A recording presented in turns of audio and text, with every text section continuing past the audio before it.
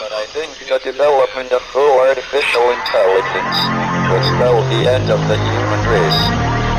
It's a flying object, and we don't know what it is. I would hope somebody is checking it out. It was a rocket or whatever, but incredibly fast, almost the direction.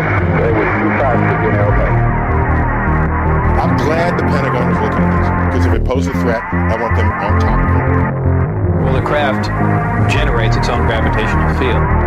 So you said there's lights in the sky? The internet has become the command center for criminals and terrorists. 911, what's your emergency? I need help, please! Please help me! Aliens won't let it happen. You know, that's what we're instructed to say. Roger, Area 51. Alien kept deep under the ground. 1, 0, 1, 1,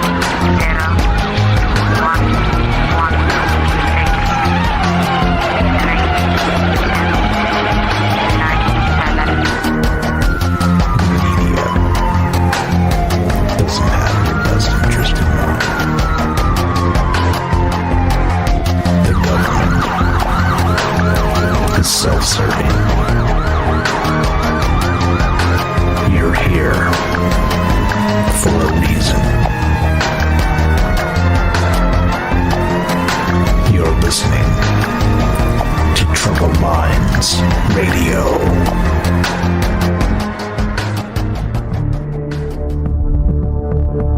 Broadcasting live from a secret bunker just off the extraterrestrial highway. Somewhere in the desert sands outside of Las Vegas. From somewhere in space-time, loosely labeled Generation X on planet Earth.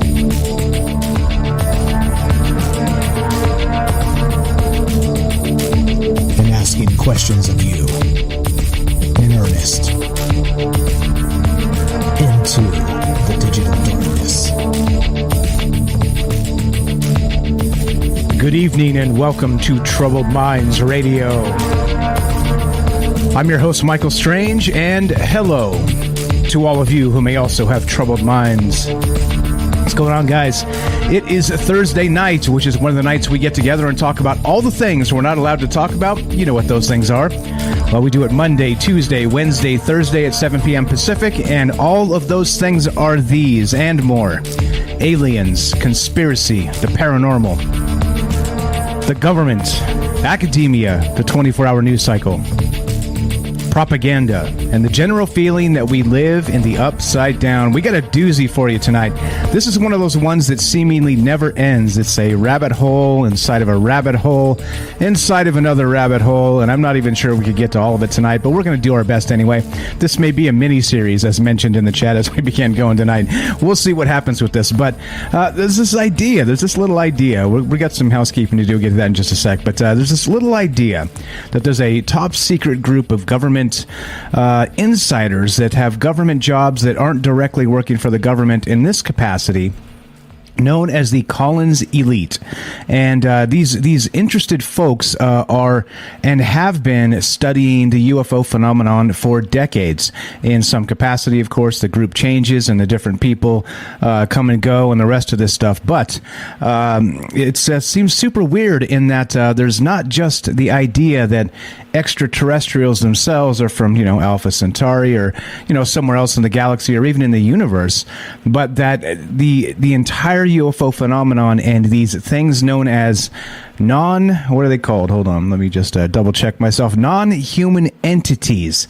Non-human entities are not necessarily aliens themselves, but they're more demonic in nature, okay? We've talked about that a little bit on this show from here and there once in a while, that sort of thing, like what actually is Stephen Greer summoning.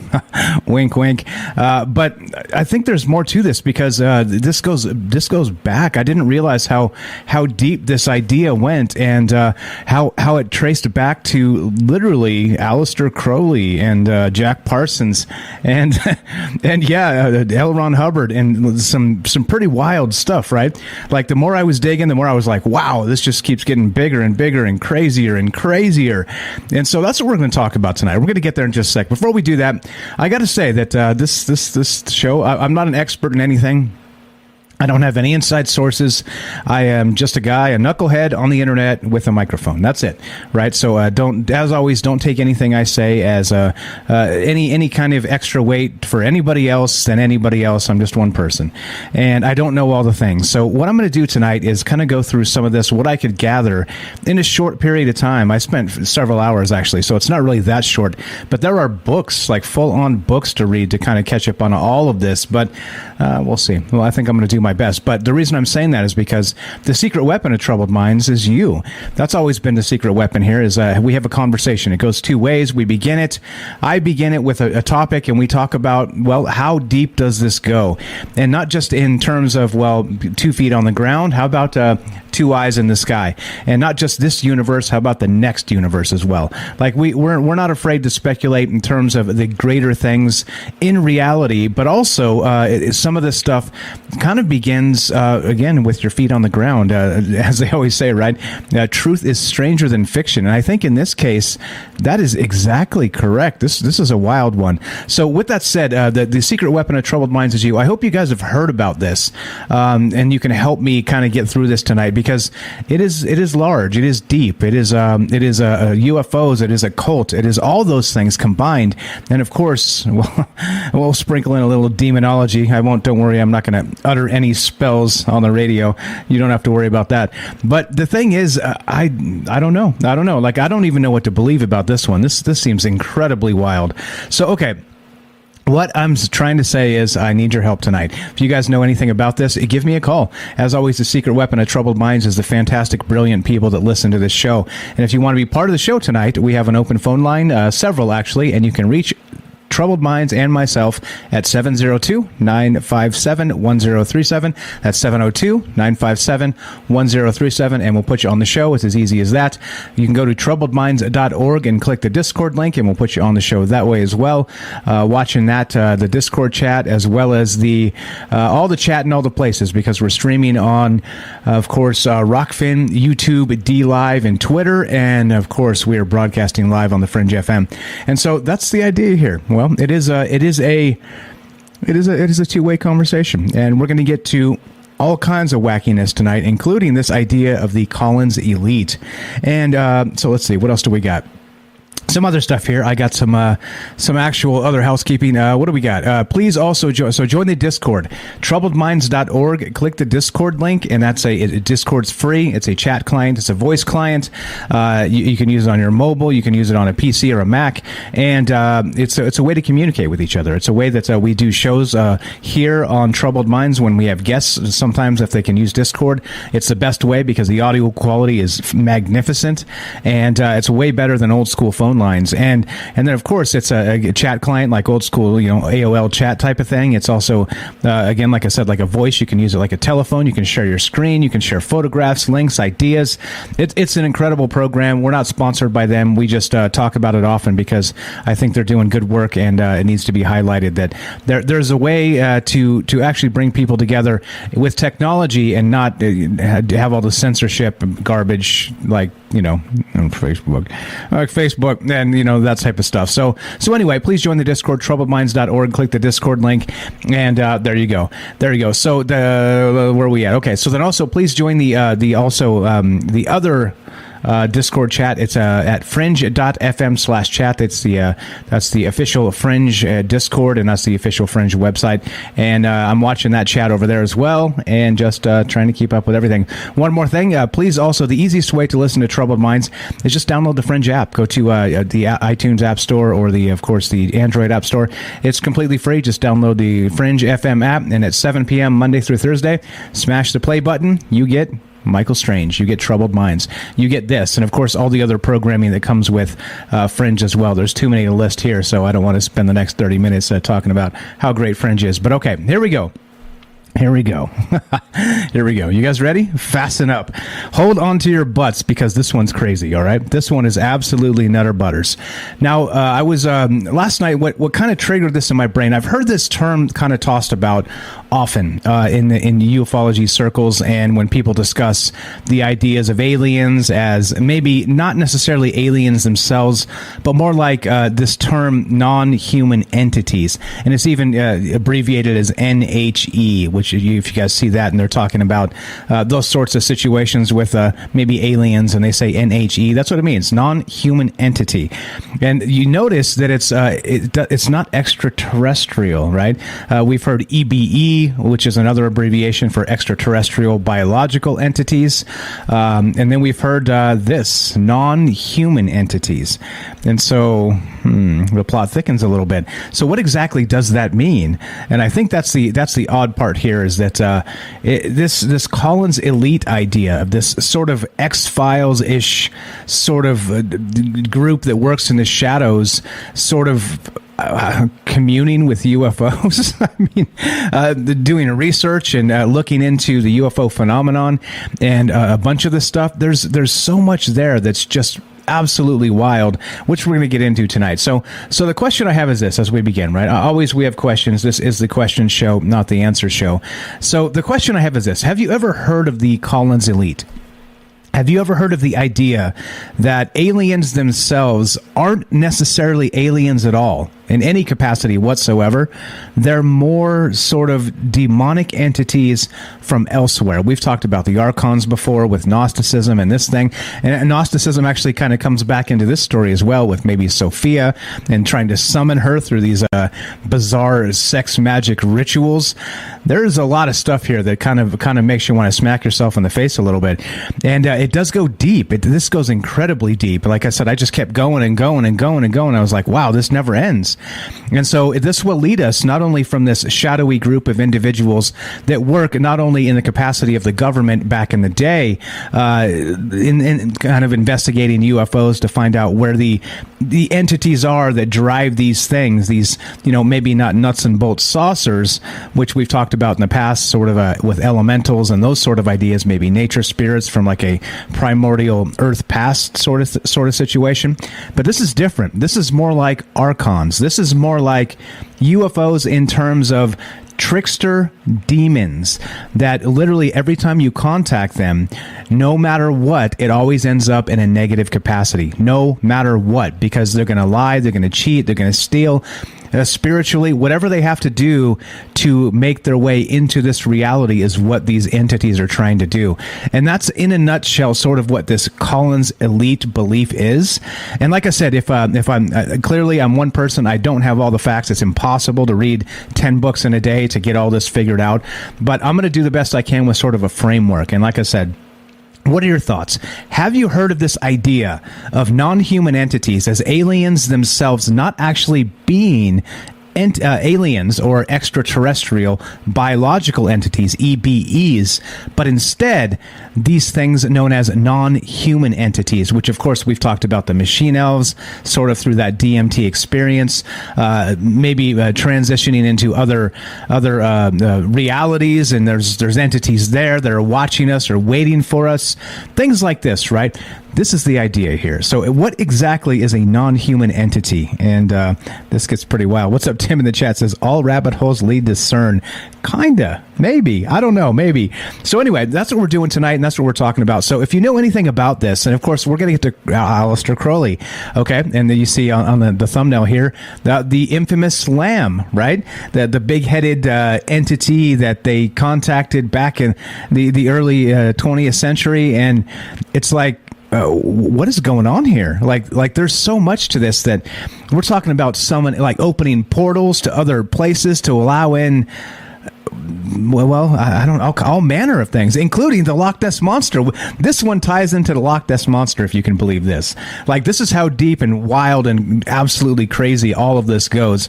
And as always, right, the nuttiest part is truth is stranger than fiction, because a lot of this is based in actual fact. People have actually been doing occult ritual to try and open portals, to try and bring in who knows what.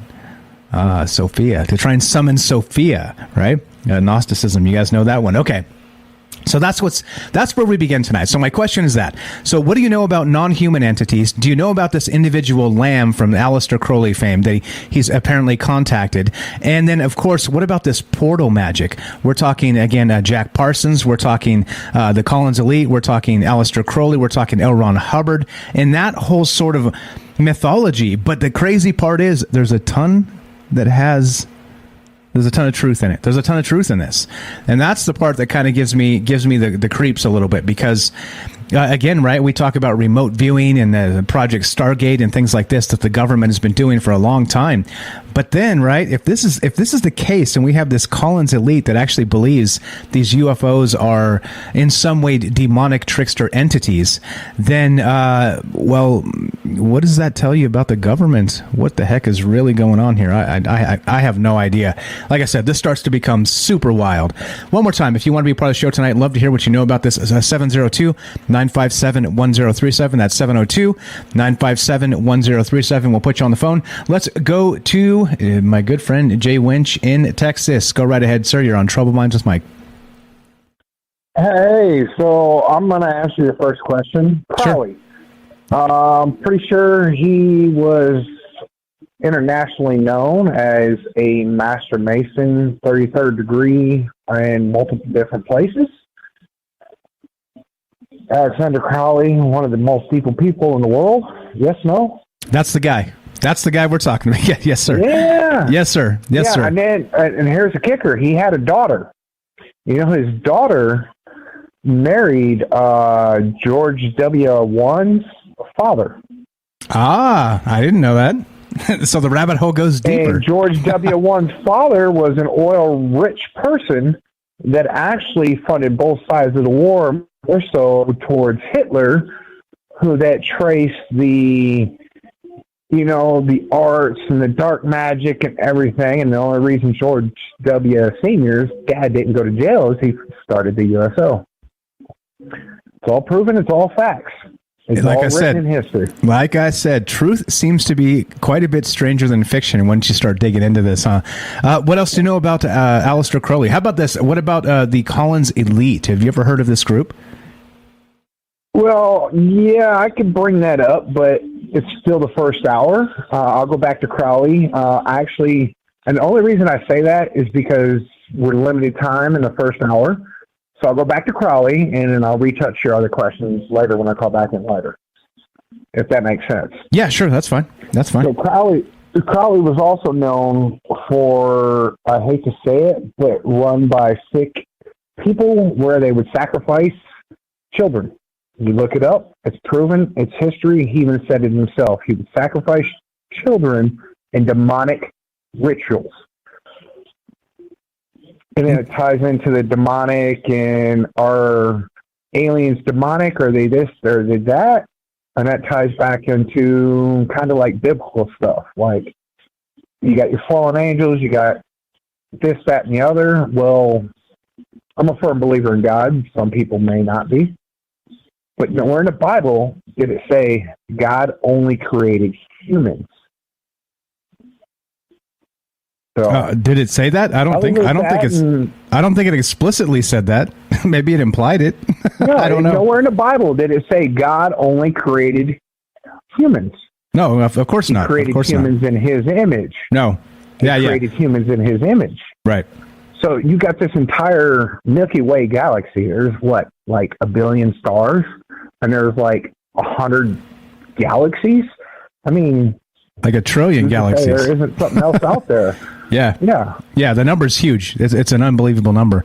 I'm with you. I don't think, speaking in terms of like just cosmology and religion and science and all the rest of that, I don't think they're so far unrelated as people might want to believe. I'm with you in that clearly if there's a creator, why wouldn't there be all kinds of different things all over the damn universe? We're locally located here in the Milky Way, and maybe that's by design. Maybe that's all. We're way far away from each other for a reason, so we don't meddle with each other. Who knows? But yeah, I'm with you, man. In that it's not exclusive. Maybe we have to reach a higher being where humans look at each other. I'm not from Africa. I'm not from Egypt. I'm not from Russia. I'm not from North Korea, Israel, whatever. No, I'm a human being, and we're all one race that needs to learn to build as a human and make everything livable. I mean, I know it's kind of off subject, but we have the technology now that there's nobody in this world should starve. Nobody should not have a roof over their house. Yeah. Yep. Yeah.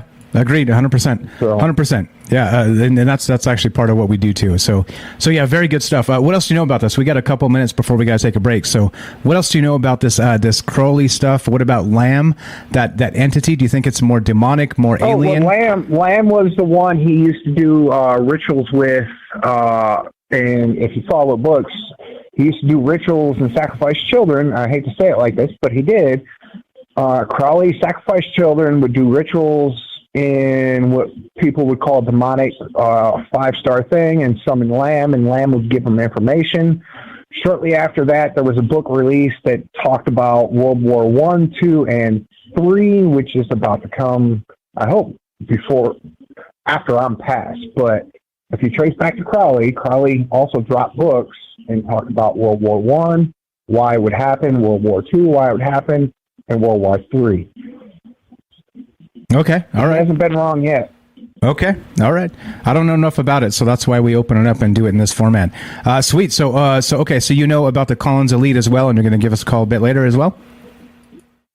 Yeah, but I'll let some other people call in and expand, and then I'll call back in the third hour after you get off your little thing. We can go a little bit deeper and talk a little bit longer. Okay. Fair enough? You got it, brother. You got it. I appreciate it very much. Jay Winch in Texas, thank you so much for the phone call. We'll talk to you a little bit later. All right, man. Talk to you later. Bye. Thanks a lot. There you go. 702-957-1037. Phone lines work. Thanks to Jay Winch. Confirmed, tested, approved.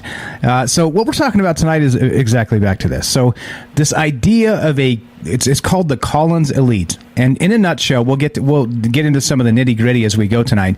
But the thing is that we end up in a bizarre situation. Again, think X-Files. Think that, that cabal of just a small group of people that are, kind of pulling the strings and, messing with Mulder and Scully and, kind of in touch with the aliens, basically, right, in the X-Files. And that's sort of what this Collins Elite would be, right? Sort of this cabal of like shadowy individuals that nobody knows exactly who they are, but they've been dabbling in communicating with extraterrestrials. And in doing so, they've come to the wide conclusion that extraterrestrials in general, basically in any capacity whatsoever, are not what we think, and that they are actually demonic trickster spirits. So you tell me. Like I said, this gets incredibly wild. So we're going to get to Lamb tonight. We're going to get to Crowley if we can. We're going to get to Jack Parsons. We're going to get to L. Ron Hubbard. We're going to get to the Collins Elite and maybe even the Loch Ness Monster, because that's how crazy this one ranges far and wide. We'll definitely get to portal magic, because apparently we've got the Night Stalker calling in at the bottom of the hour. And what is going on with this? So basically the question I have tonight is this. What do you know about this Collins Elite? What do you know about the idea that extraterrestrials themselves are not actually aliens, but instead they are alien trickster spirits, demonic trickster spirits that are trying to break through into our reality through any means necessary. Again, it kind of goes back to the idea of archons and feeding on our energy and the rest of this, trying to deceive us. Again, the Gnostics and Sophia, which again fits into this actual conversation as well. So, what do you know about it? And that's where we begin tonight. It's as simple as that, and sometimes things aren't so simple. But other times, truth is also stranger than fiction. So, if you want to be part of the show tonight, I would love to hear your thoughts. 702-957-1037. That's 702-957-1037. This is Troubled Minds. I'm Michael Strange. Don't go anywhere. More non-human entities, the Collins Elite, Lamb, Crowley, and more when we return. And the Night Stalker at the bottom of the hour. Be right back. Don't go anywhere. More Troubled Minds on the way.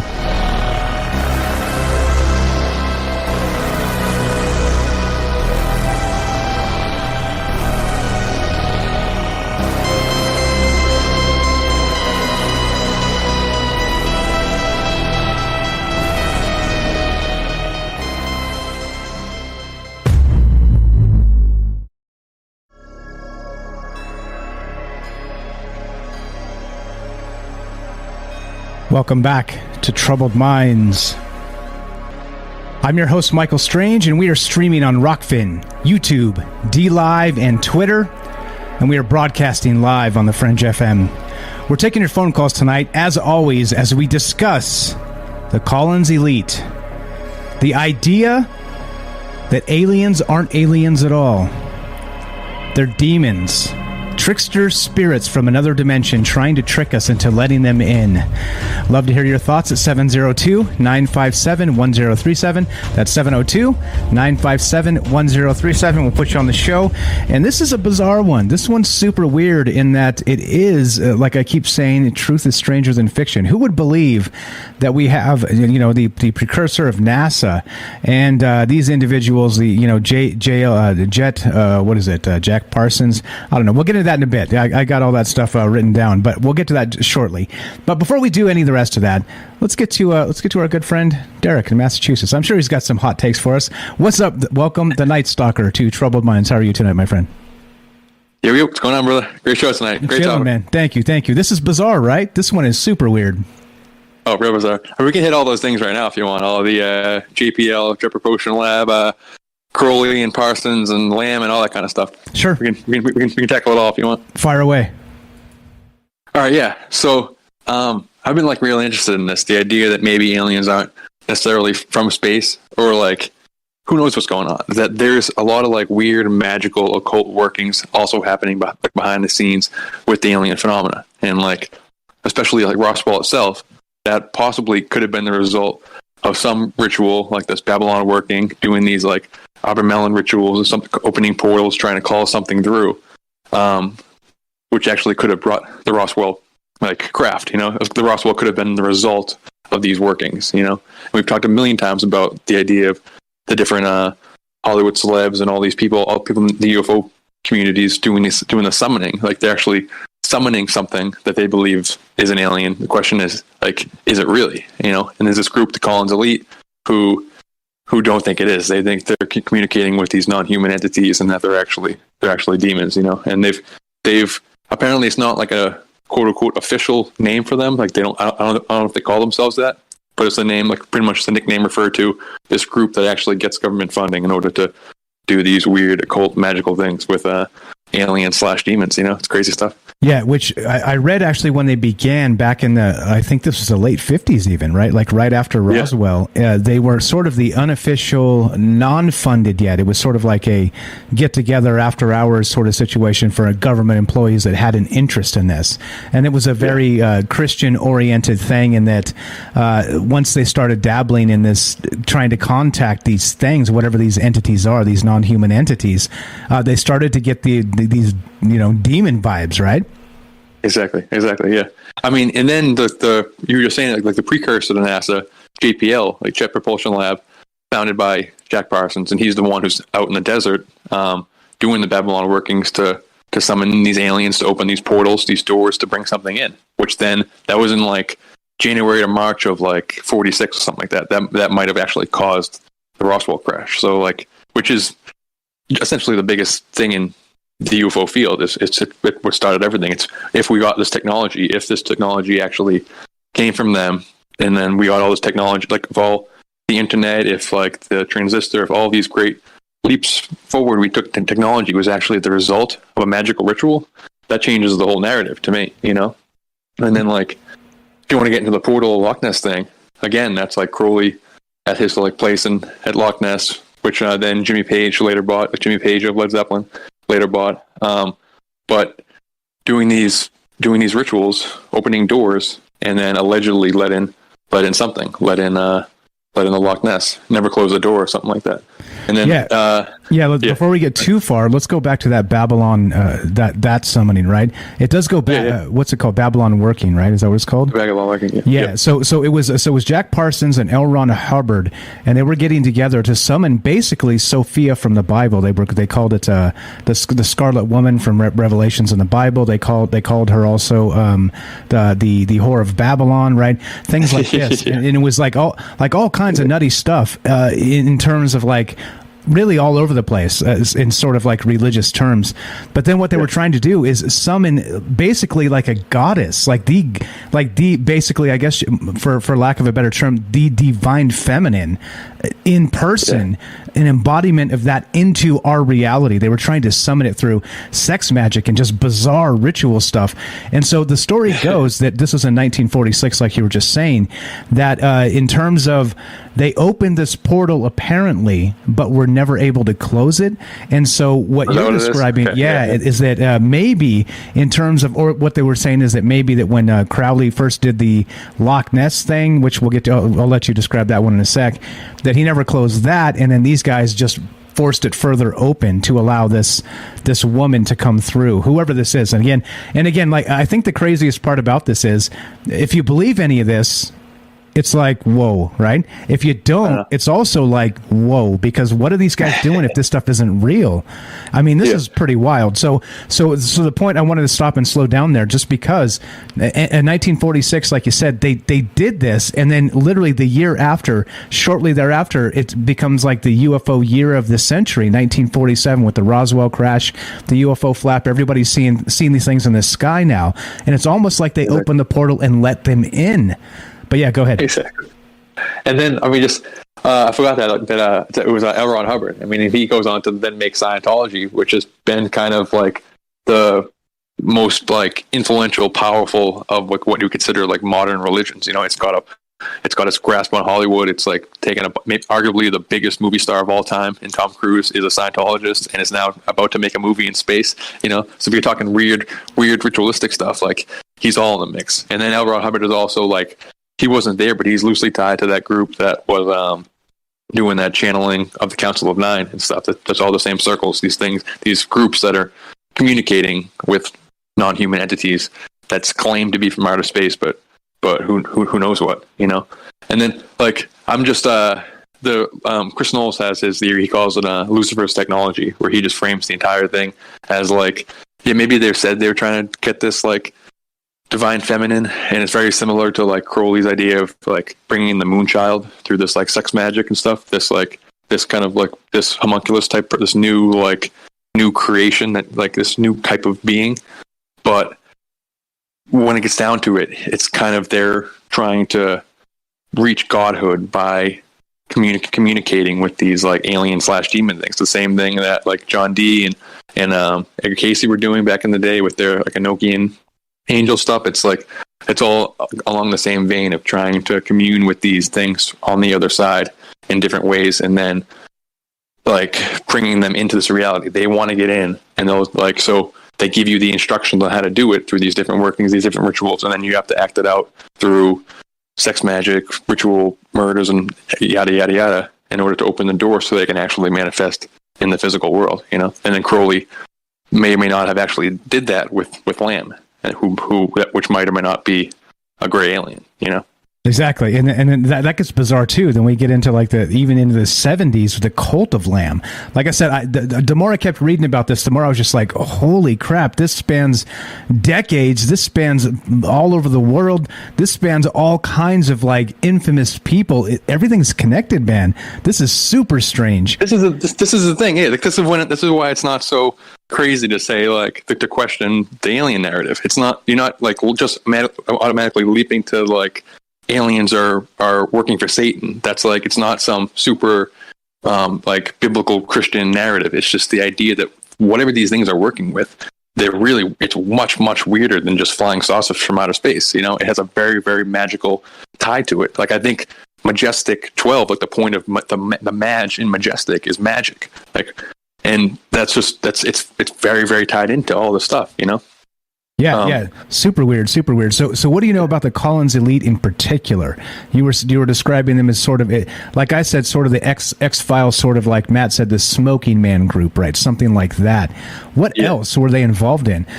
Not just maybe summoning demons. I mean, but then they believed that these aliens were not. They were these trickster spirits. How about that? Anything regarding that? Not just that in particular. What else you got? I'm not really too well versed on it. Like my first time it was introduced, like the term was introduced to me, was from Nick Redfern made a book on it. He apparently was like stumbling on to these people who were approached by the Collins elite. Like he found like 2 different high-ranking military officers who were approached by, and these people were very, very Christian, and so they were like against any like dealings with demonic type entities from their perspective. So they rejected them, and then Nick apparently found these people, and then he wrote a book on it, and then that kind of like popularized the term. But do you remember like back in the day? It's probably like 4 years ago when Clyde had him on his show. But he didn't understand what the thing was, so he thought he was talking about the Collins bloodline, like the Collins, one of the 13 Illuminati bloodlines. And then he brings Nick on the show, and he's like, "Yeah, talk about this bloodline." And Nick's like, "I don't know what the hell you're talking about. Like, this is a demons or aliens thing." And it completely ruined the show. It was pretty funny back in the day. No, I didn't catch that one. I didn't catch that one. That is funny. It was funny. But that was like, that was my first interaction with him. And I guess it's just this group that, like you said, they started out as more kind of like a secret society. These people that are interested amongst these like high-ranking military officials in the idea that what they're actually interacting with has a more magical, demonic overtone to it. And then throughout the course of the years, like right now, they are. I don't know what they call themselves. I don't know what the name was, but they are actually getting funding. It's now a group within these military task force and stuff. And I think it ties right into the George Knapp thing when he's talking about these groups that are investigating the poltergeist hitchhiker type phenomena associated with the actual physical metal craft, you know? So like part of this trickster element is that it's not like they're not people bump up against it because they're like, no, what we're talking about is physical aliens. And it's like, yeah, maybe sometimes, but whatever this trickster thing is,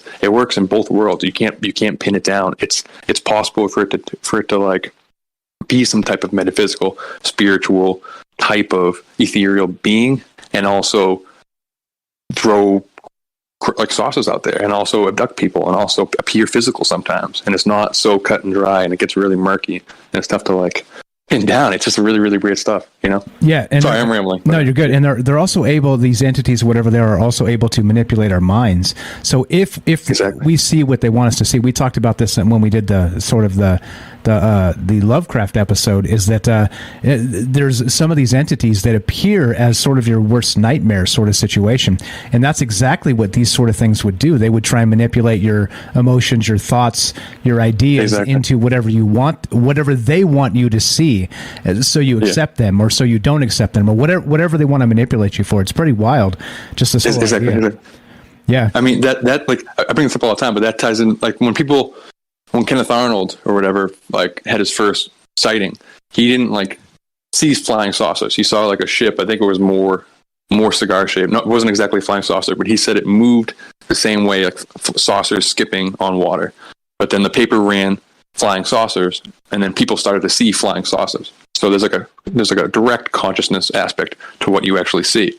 But these Collins elite, they're like, what are you talking about? These things are manipulating our emotions, and they make direct links to them being involved with like incubus and succubus type phenomena. These type of like ancient like demonic entities that like you interact with at like sleep paralysis moments and that kind of thing. Is things that literally feed off our energy and stuff. So I don't know. So that's why it gets so weird when you talk about former Disney stars going on TV shows talking about summoning these things, or the biggest cookie company in the world talking about UFO Oreo offerings. And it's like, if we're putting out if we're putting out offerings to like weird demonic entities and stuff, that's what I mean by like they're trying to, as a culture, get us to invite something in, invite the vampire in, invite the demon in, and then who knows what's going to happen. You know, if they were doing it on a small level with Parsons and that kind of stuff, or Crowley with Lamb, and Crowley with the Loch Ness Monster and that kind of stuff. What if we're doing it now on a major level? Even Tom DeLonge and those kind of things, they talk about it. The blood rituals, Peter Levenda, the blood rituals, the Typhonic Order type stuff tied to actually communicating with them. Like they come not just from these weird gratitude summonings, but also from literal blood magic and stuff. And it's like, are they like, again, who is manipulating, who's like mutilating the cattle and why? And I love the idea that it's UFOs doing it to open portals, and UFOs just using magic, you know, and they're doing it for blood magic, and it's all one and the same. And this Collins elite group, that's what they think.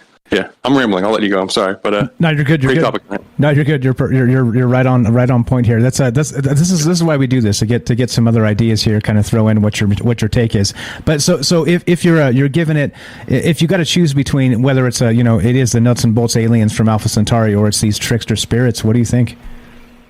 I mean, part of it is because I've been propagandized my whole life, and I like space too much, and I like alien stuff too much, and so it's tough for me to say that that's not real. So I choose to believe that all this different type of phenomena, it all exists, and then there's also other things that we don't have the terms for that can kind of like appear as many things. So do I think there's stuff coming from space? Yes. Do I think there's demons in hell realms that might be interacting with us? Yes. Do I think there's something else that can appear as both and maybe has a more active hand in humanity, like an ultra-terrestrial type thing we were talking about the other night? Yeah, like whatever this trickster thing is, I think it might be something else in addition to alien, in addition to demon, that can take many facades, Gotcha. Okay. And we basically, but yeah, that's pretty much it. You're good. So there's a lot of weird stuff out there. Yeah. Basically, to summarize it, it's more weird than you can possibly know. That like we don't have the right terms for it. We're still making the maps for what it's actually like out there. Pretty much, like we can't pigeonhole it into any categories. Is my main idea. Gotcha. Perfect. I appreciate it. Great stuff as always. This is Derek in Massachusetts, the Night Stalker. He's got a YouTube channel. Check it out. Links in the description down below. Let's inspire him to make some content. You're the best, bro. Have a fantastic night. Thanks for the call. Thanks, bro. Sure. Thank you. You too. Thanks for the call. There we go. So, all right, what we're going to do is continue talking about this. What do you know about this Collins Elite, this idea? Again, the Night Stalker there has all kinds of ideas about this because he's been into this, and he's kind of been talking kind of in and around this idea for quite some time on this show, because we touch sort of everything here. And this idea, so I didn't actually get into what kind of triggered this in my brain. Is last night late I popped onto UFO Joe's stream, UFO Joe Mergia. You can find him on Twitter at the UFO Joe, and he does a great job at transcribing coast to coast stuff or different radio stations, different radio programs when they do interviews with people. So Lou Elizondo, or so Lou was on Jimmy Church not last night, I think 2 nights ago, and so Joe does live transcriptions of the things sort of in tweet format, right? Like just a tweet group or whatever they call these things. I don't tweet, so I don't know. But he does it a lot, and it's valuable because you can suddenly, instead of listening to like a 3-hour thing like this, and it is long, and I get a lot of people don't have time to do it. He spends the time to kind of live transcribe it, and then you can kind of go back and scan his notes super fast and catch up on what happened. You know what I mean? So super good dude. Joe's been on this show a couple times. He's called in a couple other times as well. And the thing is that he brought it up last night, and he was talking about the Collins Elite types. And I kept thinking, I keep hearing this damn term Collins Elite, but I don't know exactly what it means, other than the base idea that they believe that aliens are demons, right? That's all I really know. And so, like I said, I start digging a little further, and this gets absolutely insane. So what we're going to do is we're going to keep talking about this. So just like Derek said there, the Night Stalker, this was actually framed up in a book by Nick Redfern called Final Events, and I'm going to link this in the chat if you want to read his entire thing. So he spent a whole bunch of time sort of digging into this and wrote an entire book about it, and supposedly did actually interview some individuals that are part of this group under pseudonyms, of course, because nobody's going to give their real name and say, oh yeah, I'm a true professional, and I'm also, by the way, in my spare time I dabble summoning demons, right? I mean, nobody's going to really say that. So again, you got to take it for what it's worth. Are the sources legit? Who knows? Not as a dig on Nick Redfern, as a dig on who knows what kind of people will tell tall tales to, maybe have spin different disinformation, or just get a moment in the limelight. Who really knows? Okay, but anyway, so that's what I mean. And if you want to read this, this is a beautiful article. He writes the entire thing about how he kind of came up with this idea for his book called, again, Final Events, and there's the cover right there. I'll put it in full screen if you want to check it out. This is one I think I need to read because it's if this is real, right? We're literally talking about That's just like it says on the title, the secret government group on demonic UFOs and the afterlife. And, well, like I said, stuff gets weird. So what do you know about this? What do you know about the idea of the Collins elite and non-human entities, of course? And do you think it is more sort of a demonic trickster spirit that's being summoned through some sort of portal, trying to break its way into our reality by tricking us? Or is this something else? Or is it somewhere in between, like Derek said? Maybe all of this exists, and it's just we have a hard time actually figuring out what's what as people, because, well, we can't, most of us can't just dip into the nether realm and find out what the hell's going on over there. So that's what's going on. That's what's on my mind tonight. So what's on your mind? Just a casual Thursday night on Troubled Minds, talking about non-human entities and the Collins elite, and the idea that there's trickster demons posing as UFOs, trying to trick us to let them in. You tell me. You tell me. So that's where we begin. That's what this is about. Thanks to Derek and thanks to Jay Winch for the fantastic calls to kick us off tonight. But what do you know about this? What do you know about the non-human entities? What about Lamb? What about Aleister Crowley? What about the Collins elite? Is this a situation where a lot of this could be fiction, in that people are just making stuff up, and then it starts to become urban legend, and then it becomes greater than that. It becomes a mythology, part of the UFO mythology? Or do you think there's enough here to relate it all and say that maybe they did open a portal that allowed the Roswell UFO to come through, and not just that, everything else that followed? So I don't know. A lot here, a lot to think about, a lot to consider. But like I said, just another Thursday night on Troubled Minds is what we do. So let's see. Let's get into this. This is again. This is the quick brief. This is a Reddit thread. I'm going to just go through this real fast before we take a quick break. So here we go. Final Events is the book he wrote. So Nick Redfern interviewed a series of individuals using pseudonyms, starting with a Mr. Richard Duke, who were part of a group of the U.S. intelligence military community, which was known as the Collins Elite. The Collins Elite are religious individuals who interpreted aspects of the UFO entity experience to be demonic in nature. Aleister Crowley channeled a demonic entity called Lamb, which helped in opening a portal for the phenomenon to increase. The brilliant scientist Jack Parsons, an admirer of Crowley, also assisted in portals opening because of his demon summoning rituals and predilection for sex orgies. That's right, sex magic. Having worked in aerospace, I feel I missed out on this a lot, says this guy. Funny. Parsons was killed at age 37 in a very unusual circumstance. Parsons founded Aerojet Corporation and played a pivotal role in the development of solid rocket boosters and countless other rocketry innovations. His role in the Apollo program cannot be understated. The phenomenon has tailored itself to suit the culture of the times. In the 1950s, entities operating saucers looked human and were supposedly from Venus, which roughly aligned popular thought then. As the general population of the world has grown, knowledge of the scale of the universe and condition of Venus, the aliens have changed the story. It seems aliens operate in the astral plane to devour human souls, i.e. they are demonic. Calling on Jesus can stop abductions, and abductions run through family generations due to the sins or permission granted by forebearers. There you go. There's the quick brief. That's the quick rundown of where we're at and what the hell's going on tonight. And other than that, I don't have anything else other than WTF. What is going on? You tell me. If you know anything about this, love to hear your thoughts. What is happening with non-human entities and the Collins Elite?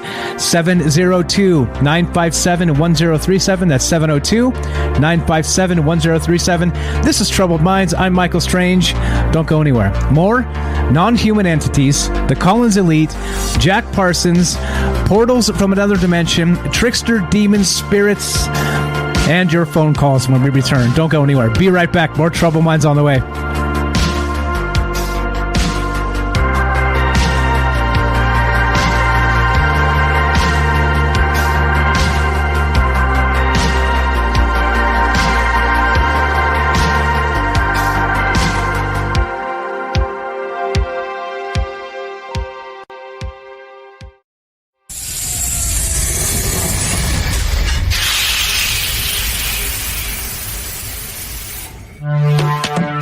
We are talking about the alien abduction phenomenon. The aliens are looking through your eyes and they're accessing your optic nerve. I'm doing that. Through that optic nerve, they're transferring to your brain. People are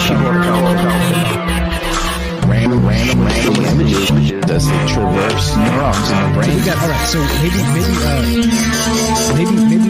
and they also feel them planting or receiving memories or ideas or images.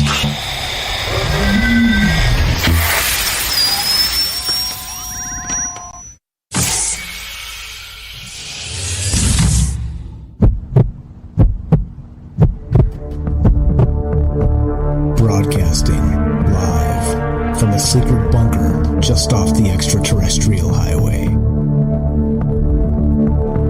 Somewhere in the desert sands outside of Las Vegas.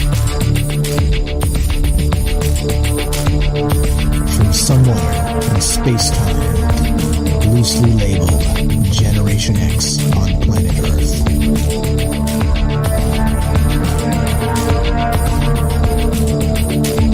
And asking questions of you in earnest into the digital darkness. Yo ho, yo ho. Welcome to Troubled Minds Radio. I'm your host, Michael Strange, and hello to all of you who may also have troubled minds. What's going on, guys? It's Thursday night, which is one of the nights we get together and talk about all the things we're not allowed to talk about. That's Monday, Tuesday, Wednesday, Thursday at 7 p.m. Pacific. What are those things we're not allowed to talk about? Well, let me sum up because there's too much. Aliens, conspiracy, the paranormal, the government, academia, the 24-hour news cycle, propaganda, and the general feeling that we live in the upside down. Taking your calls as always if you want to be part of the show tonight. We're discussing non-human entities and the Collins elite. The idea that extraterrestrials themselves are not actually aliens.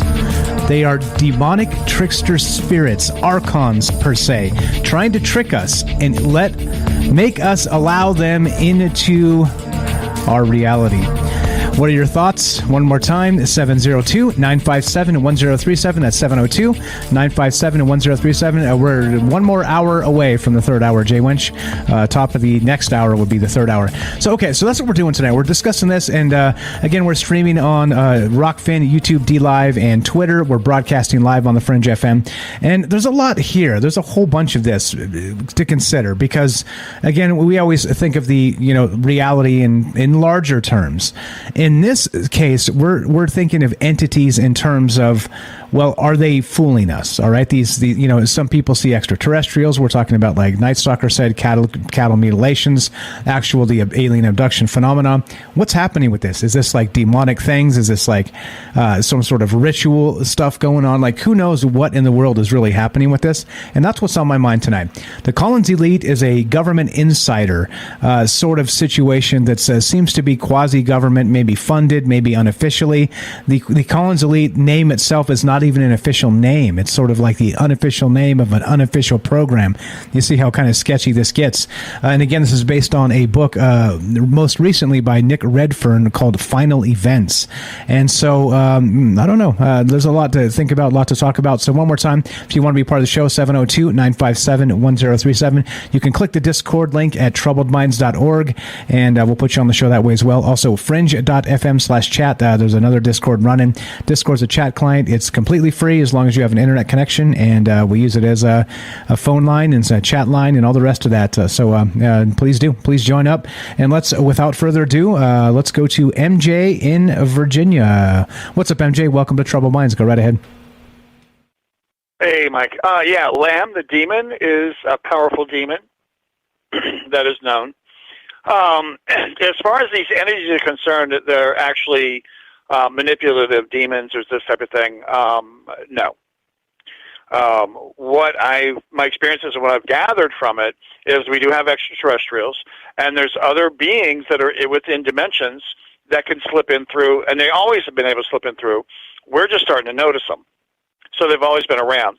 I don't get a sense of manipulation from them, but they don't regard us as anything in particular, like important. So if they were to mess with you, they're just seeing, it's kind of like you would poke at a snake or poke at a bug, or how we experiment with animals. It's the exact same thing. So I don't see that they would be demons as such.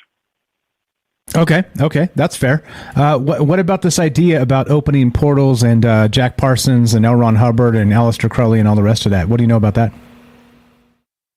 As far as I've seen portals in use, and we do have the ability to open a portal. We do have ability to, and it's portables. It's portable portals, kind of like Don John's. But we do have that ability. I've seen those in use to where we, or it could be us, maybe it was extraterrestrials, I don't know, but had opened up a portal in the sky, and all these, when I was out looking, it's out in the desert watching, all these little dots of lights started flying from all different directions and made a right angle up through this ring of smoke in the cloud, or up in the sky. And it was misty on the outside of the ring, but in the inside of the ring it was clear, and they were just coming from everywhere and just zipping straight up into it and disappeared. And that was just a ring of smoke, like you're smoking a cigarette and you blow a smoke ring out of your mouth, that kind of a ring. The same concept. So they have the ability to do that. And as far as opening portals, that's a possibility. Yeah, I can't, because what I've seen, I'm going to have to say yeah. Or they know they're there, and they're just, possibly waiting for it to be open. Maybe they didn't know about it. But they're still, to me, they're non-human for sure. Non-human for sure. And some of it is just projected consciousness. When you see an orb, that's more of a projected consciousness than it is a being. Okay?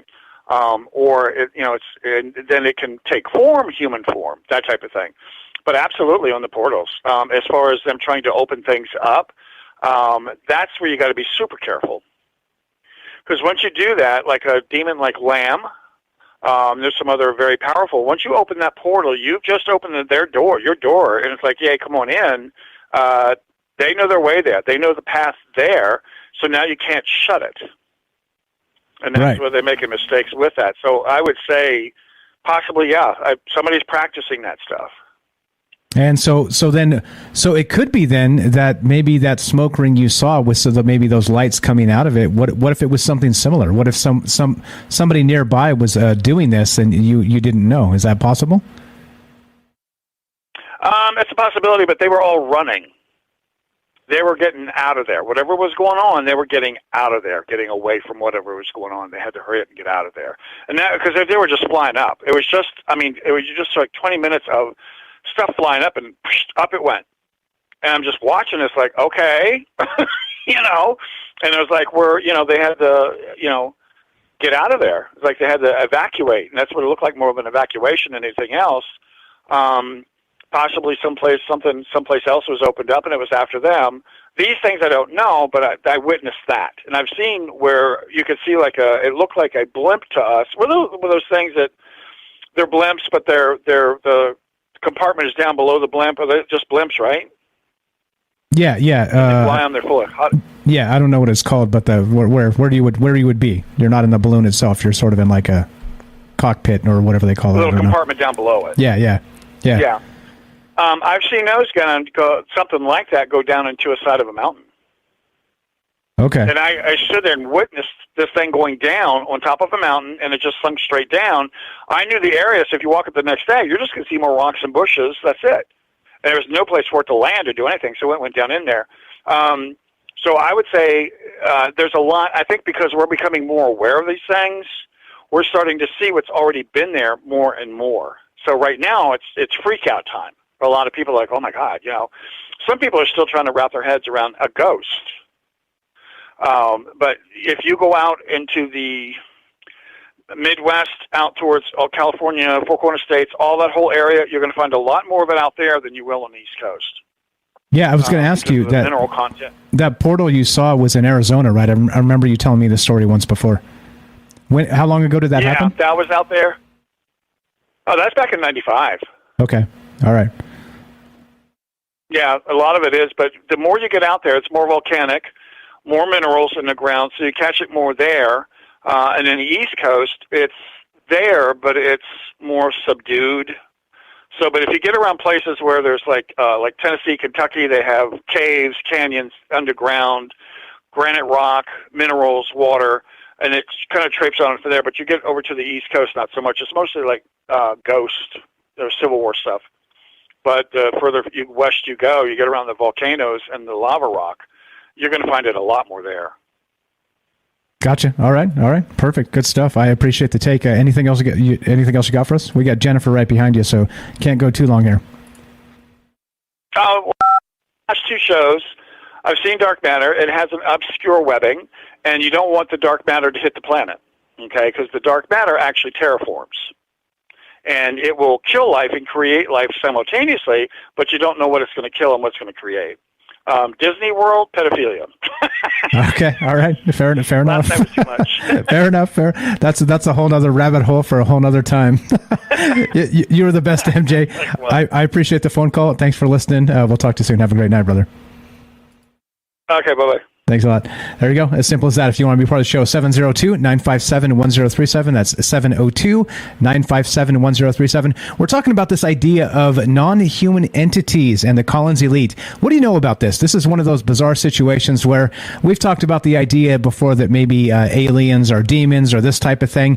But I think there's an entire group of people that have supposedly been studying this connection for a very long time, and they're convinced, beyond the shadow of a doubt, that everything extraterrestrial that we believe it to be is not at all. It's a big trick by these demonic entities that are trying to make us believe they're aliens, even in the sense that the idea has changed, again, since the 1950s of the flying saucers to all the way up through the modern day, how the alien phenomenon has changed itself.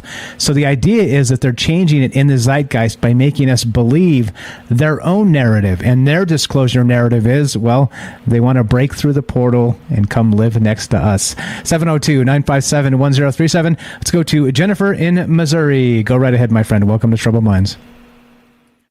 Hey, Mike. Yeah, I know some stuff about this. So I'll just mention some of the things that I know about it. Sure. And then other people can fill in the gaps. So I think it's true that occult activity may be like an ingredient of the gray alien mystery as far as it goes regarding like lamb. So I want to start with the Ala Mantra working. The Ala Mantra working was done in 1918, and it was done in New York City. And Crowley, it was one of the first Crowley workings. And what he was doing was, okay, so he was using sex magic and ceremonial magic. This took place like in an apartment building, basically, in New York City. And they did all these sex rituals and all this ceremonial magic to try to, like, rent the fabric of space and time to open a portal. And every time they do these kind of rituals, like the OTO and these cults, when they do sex magic and these tantric workings, the idea is to open these portals. So anyway, he was trying to contact certain intelligences. And what he contacted was what we all know, Lamb, which is what he called it. And he called Lamb an interdimensional being, which is like today what we would call extraterrestrial being. Like that was the word he was referring to, essentially, like an interdimensional being, an extraterrestrial. And if I remember right, he called it Lamb because it was the word he wanted to use it was like a Tibetan word for the way. Because he believed that these lamb, that's the other thing too. Lamb wasn't an individual, according to Crowley. In Crowleyan magic and Thelema, it's bizarre. It's complicated. But according to Crowleyan magic, Lamb is a class of entity. So when you have these ceremonial workings and the sex magic to open these portals, they aren't contacting this individual Lamb. They're contacting a class of entity known as Lamb, like not even a species, but a class of entity. And so, and Lamb too had something to do with the gods of Egypt. I remember that too, that there was something about the name of it meaning or referring to the gods of Egypt, because he was really big on Egyptian magic. So that took place in New York City in 1918. And the reason they wanted to contact Lamb was to try to gain a type of gnosis, but not gnosis like in the interpretation of Christianity. They referred to it as like a Horus gnosis, or like some of the cult of Lamb referred to it as like a Luciferian gnosis. And they believed that it was even possible that these Lamb entities may hold the key to the evolution of the spirituality of humanity for this ion. And that they would help, that these Lamb entities were going to help mankind to advance spiritually the way that they needed to. Because they believe that there's that right now we're in the age of Osiris. And that the age of Osiris is dying. And that in Revelations, in our Bible, that it's a negative interpretation of the death of the Osiris age. And so, in fact, Crowley called this, he referred to this, all of these workings, as the great work, to be continued on later by all of his proteges and other ceremonial magicians, that they were going to open these portals through the ceremonial magic and through this sex magic. And supposedly that portal is ever growing and just keeps widening.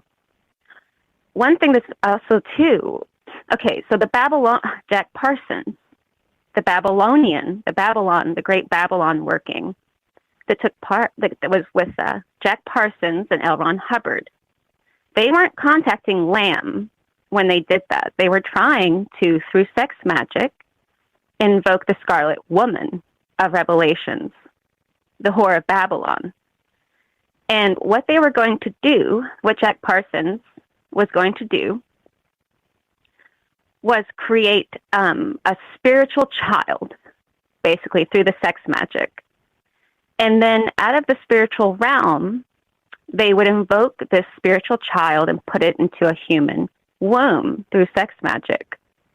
The hoping of it, that the manifestation of this would help to usher in the age of Horus and would bring a close to the age of Osiris through this spiritual child invoked through the sex magic. All of the Lamb workings were done in America. And the Scarlet Woman ritual that was done in Babylon working, that was done in 1946. And the first UFO sighting in the United States occurred in 1947. And it was over the Cascadian Mountains in Washington State, just the following year. And there have been continuous sightings. Yes. There have been continuous sightings of these gray aliens ever since. And it's very unusual because you have the connection with Crowley, Parsons, and Hubbard doing all these activities and contacting the Lamb entities, and the Lamb entities being invoked through these portals, through all the ceremonial magic that they were doing. It continues to be carried on by the OTO, the Ordo Templi. And they believe that they are just continuously widening these portals, particularly in the United States. Now, that's what I know about as far as Lamb and Crowley and Parsons and Hubbard. The Collins family, I'm not all that familiar with the Collins elite, but I've heard of them a lot.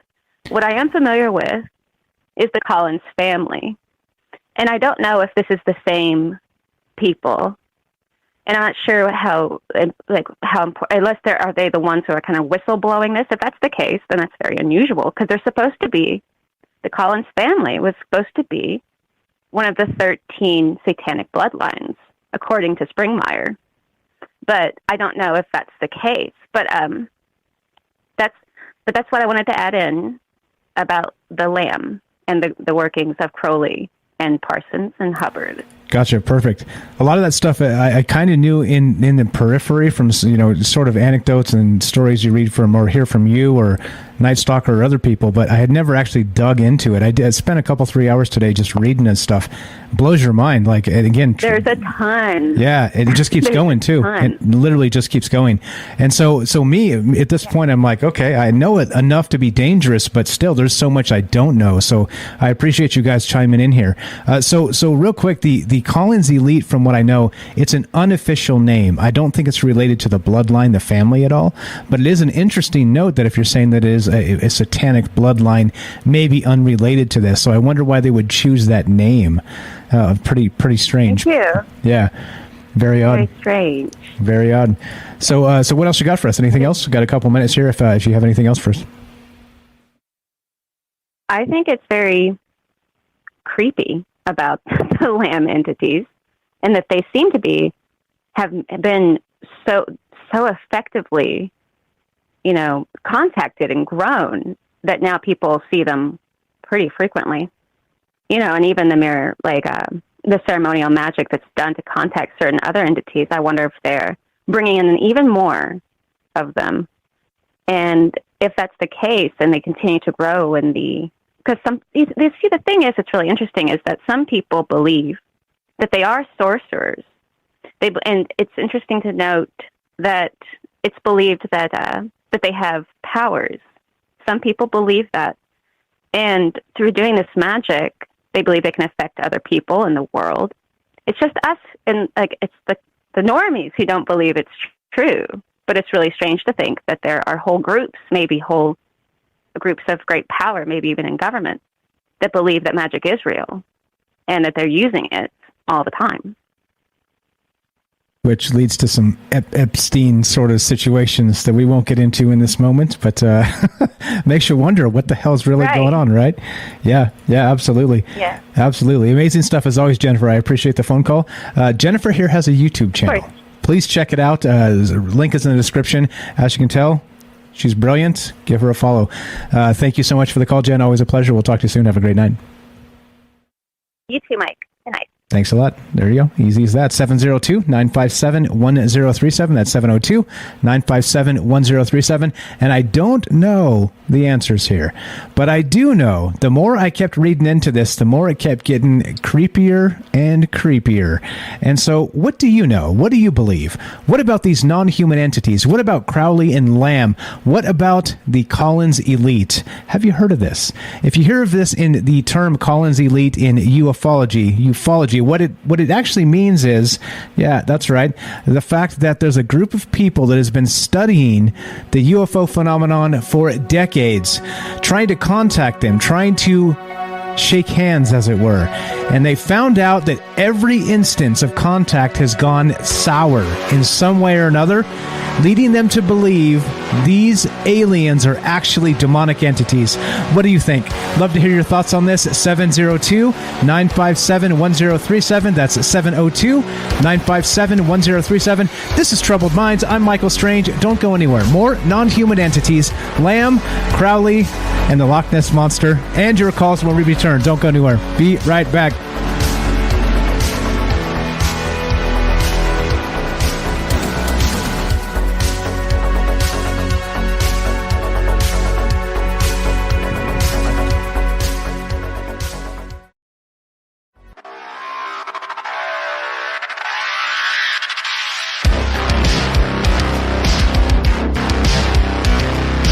Welcome back to Troubled Minds. I'm your host, Michael Strange, and we are streaming on Rockfin, YouTube, DLive, and Twitter, and we are broadcasting live on the Fringe FM.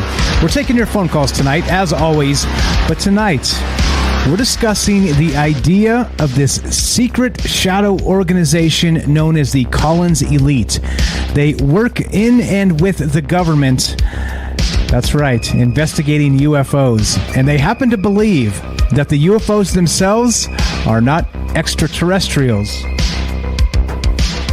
but demonic entities. What are your thoughts? 702-957-1037. That's 702-957-1037. We'll put you on the show. A lot of amazing calls tonight. As always, on this show, like I always say, the secret weapon of this show is you, and that's why we do this in this format. All the imperfections and all the things I don't know. Seems like we tend to fill in an awful lot of the blanks with all the brilliant people that call into the show. So there you go. It's as simple as that. Phone number works. Thanks to all the folks who tested it. Discord seems to be working, and nobody there yet. Okay, but all right. So there's more here. Let's jump into some of this.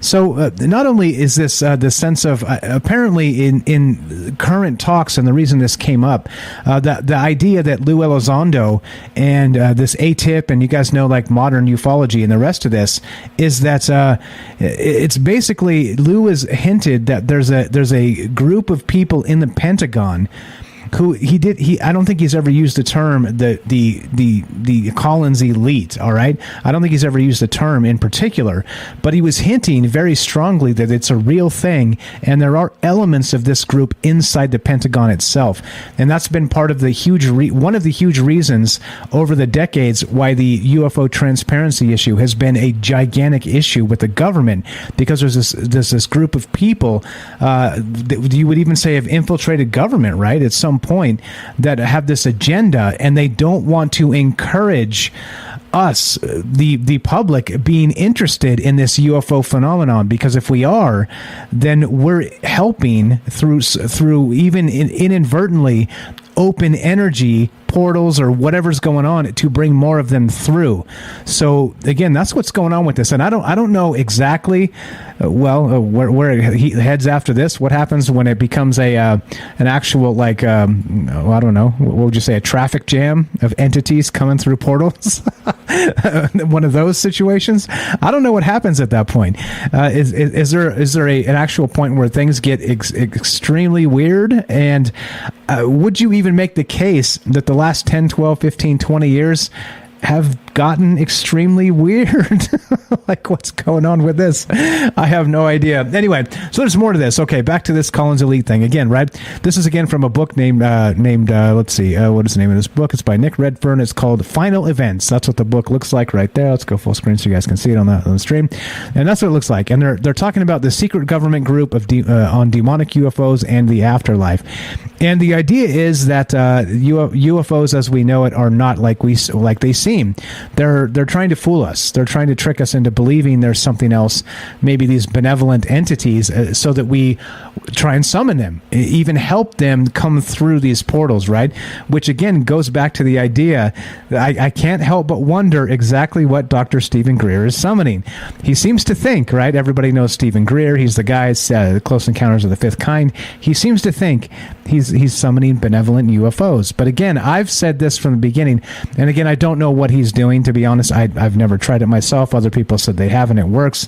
But it makes me sort of believe that if you were summoning entities through portals or whatnot, and they were evil, they wouldn't say, I'm the big bad wolf, let me in, would they?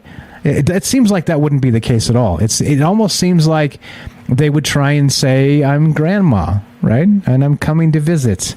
And, right, that sort of thing. It seems like they may tell you what you want to hear to get assistance to come through. I don't know. I don't know where this leads and how deep this goes, but pretty wild stuff. So again, just to reframe this real quick and get your ideas. We're still taking your calls, 702-957-1037. Here's the thing. So this book, again, Nick Redfern wrote it. It's called The Final Events. And it goes like this. The Collins are religious individuals who interpreted aspects of the UFO entity and experience to be demonic in nature. Aleister Crowley channeled a demonic entity called Lamb, which helped in opening a portal for the phenomenon to increase.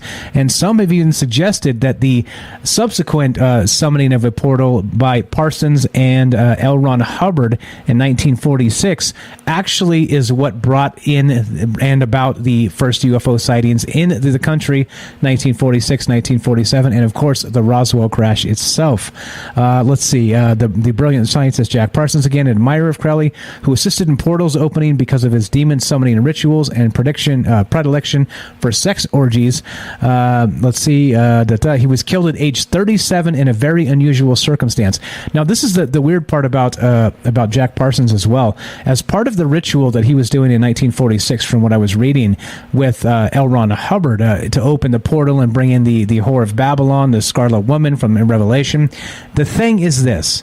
He was told by Crowley that in the process of the actual summoning or the ritual itself, you would become purified like fire. All right, that was told to him, I believe, was from Crowley himself. Okay, and so the bizarre part here is that a year or two after, I don't know exactly how much longer after the ritual, Jack Parsons died in an explosion, actually in his rocket lab where he was working on, who knows, some kind of technology to do who knows what. But notice that it seems to be maybe the ritual was ongoing. And if that was sort of a prophecy of, well, you will become purified like fire, that he did. He became purified in fire as part of this ritual. And maybe it was a retribution for maybe this blood magic or sex magic or whatever exactly it was they were doing. Nobody knows exactly what happened here. It's sort of like anecdotes and stories from after the fact. But once again, truth is stranger than fiction, right? This is a bizarre tale. And so who knows? And even some say that, it was a wink-wink CIA hit on Jack Parsons where they maybe sabotaged him to get rid of him because they were worried that he knew too much about not just NASA and the beginning of the actual Apollo program, but he also knew that it was not as linear in the sense of, well, the ETs are out there, but the ETs are actually here and they're demons, and this guy knows it, and like that sort of thing, sort of like he knew too much and they didn't want him getting the information out. So I think that's the weird part about this too, is that there seems to be some prophecy here, some maybe self-fulfilling things. Maybe they again, by all reports I read, everything I could find, I was reading today for a few hours, everything I could find suggested none of these portals ever got closed. Once they were open, they stayed open, meaning that whatever the hell's been coming through is still able to come through. And that's the weirdness of this. So I don't know. What are your thoughts? Do you think that there really is this secretive group known as the Collins Elite that's working in and outside the Pentagon and even being funded by the government now? And they think that aliens are just demons, just a demonic presence. And that's why the UFO secrecy. Lou Elizondo seems to think so. Apparently he's run into some of these guys and they've tried to shut him down and censor him and the rest of this. And, he says he's just trying to get the word out, and that he seems to truly believe there's some weird stuff going on out there. So I don't know. Like you guys know me. I talk a lot. You know what I think. I say it a lot.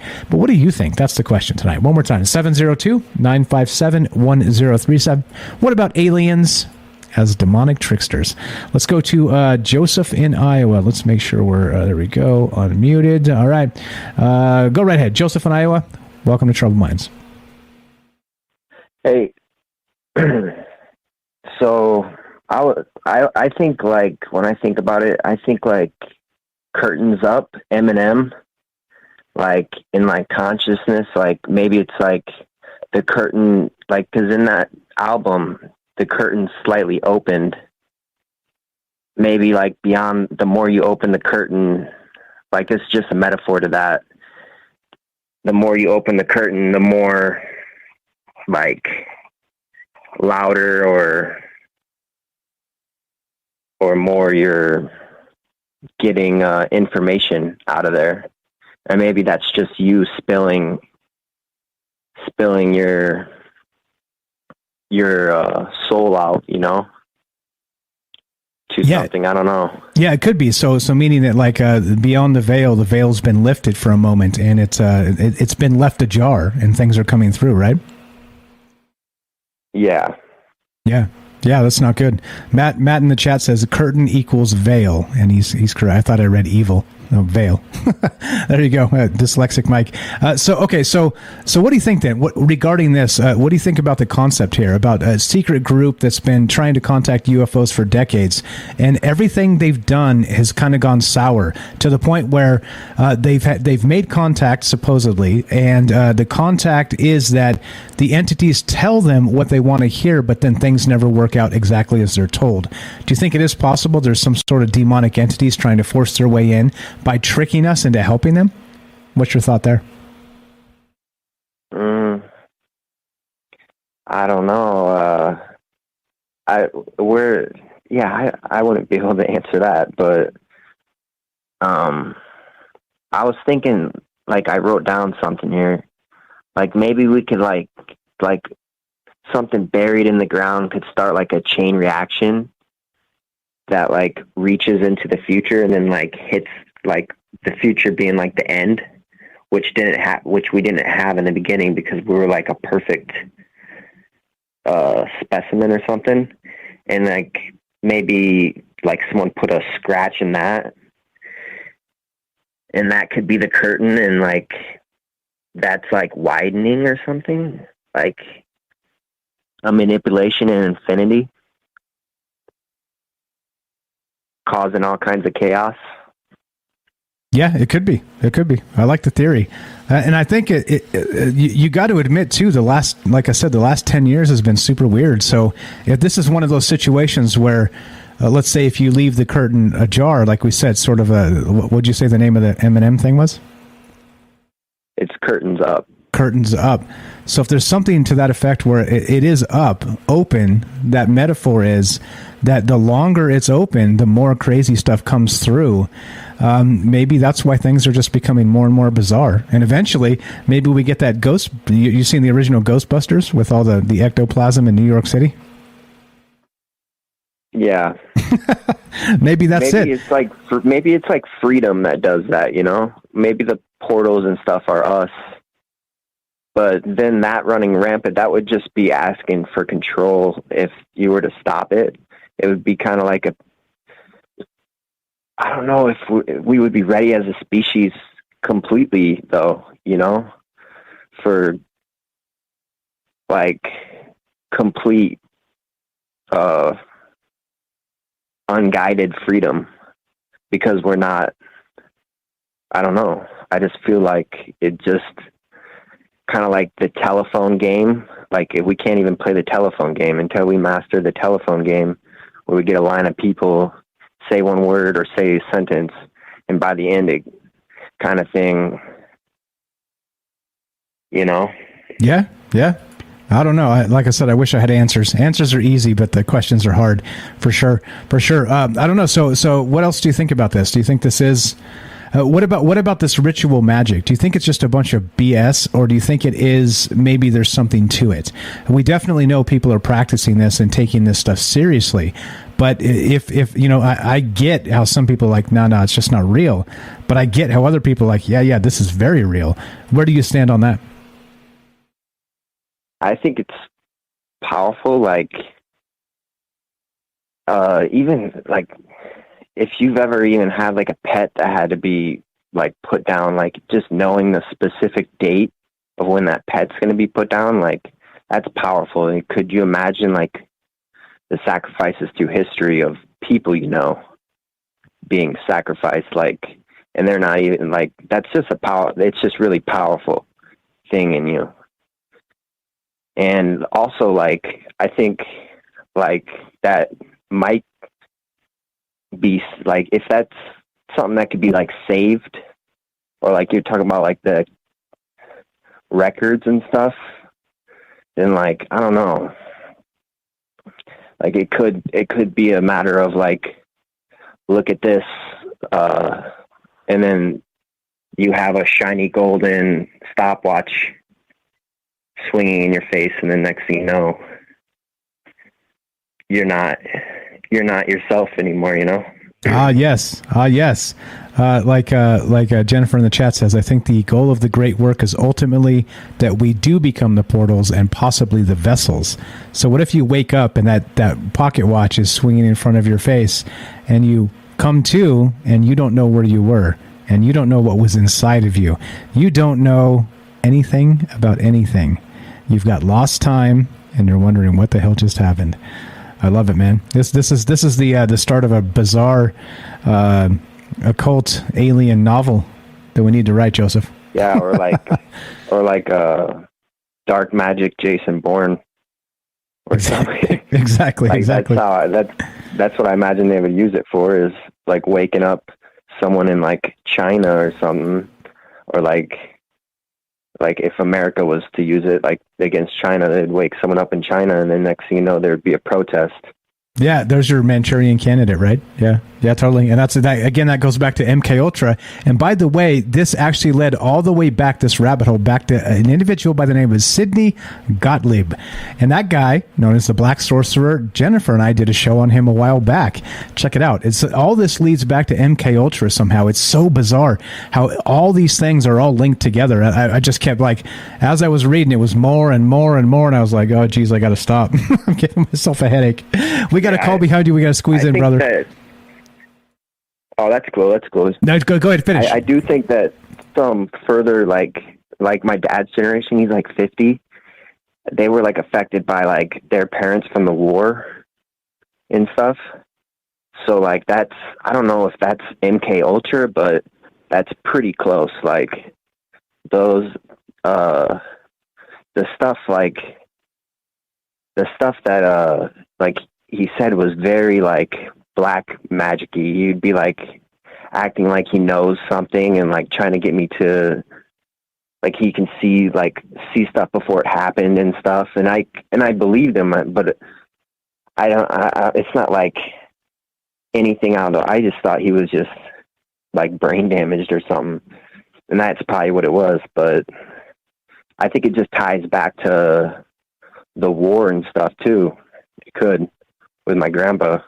Yeah, well, and again, we're talking about a different generation with different levels of mass media brainwash, right? Because they only had 3 channels back then, and then also a lot of it was actual government propaganda from inside if they were in the military. So, yeah, man, who knows? I think that's a fantastic point you make there. Night Stalker adds trauma to cause walk-ins and possessions, and could be. You're the best, Joseph. I appreciate it very much. Joseph here has a YouTube channel called Hydro Hose. Check it out. Links in the description. Always a pleasure, my friend. Have a great night. Yeah, you too. Thanks a lot, bro. There you go. 702-957-1037. Still talking about this Collins Elite and non-human entities. Got a few minutes left. Let's go real quick to Jack in Oregon. Welcome to Troubled Minds, my friend. Go right ahead. Hey, how you doing, Mike? Doing well. Just talking about weird stuff on a Thursday night, What do you know about this Collins Elite and the non-human entities? I have to say that it sounds to me like a psyop. The Collins Elite is just swamp gas or weather balloons, a pre-planned thing just to divert people's attention when anything real actually happens. Okay. All right. It could be. I think the thing is, though, this is one of those super, super secret things that it's even rumored. So the Collins Elite is a rumored name for a rumored program. So we don't, as far as we're aware, the confirmation of this is so sketchy that I'm not sure this could actually be used as the shiny object, if you know what I mean. I don't know. If I remember right, when the whole thing with Roswell came back out in the 90s or whatever, at the same time, they were talking about this with Jack Parsons at the same time. So quite a while ago. Okay, all right. So it's just history repeating itself. Yeah, it could be. It could be super strange. What are your thoughts on the idea that? So you don't think then that aliens could be demons or vice versa? I don't know. The Stephen Greer, Richard Greer, whatever his name is. Anyways, he's went from first he had military guys outing themselves. Okay. And some kind of interesting stories, too, if you read that book. But then after that, he moved to, navel gazing and calling up, floating lights and crap. So I don't know what's going on there. That is mysterious.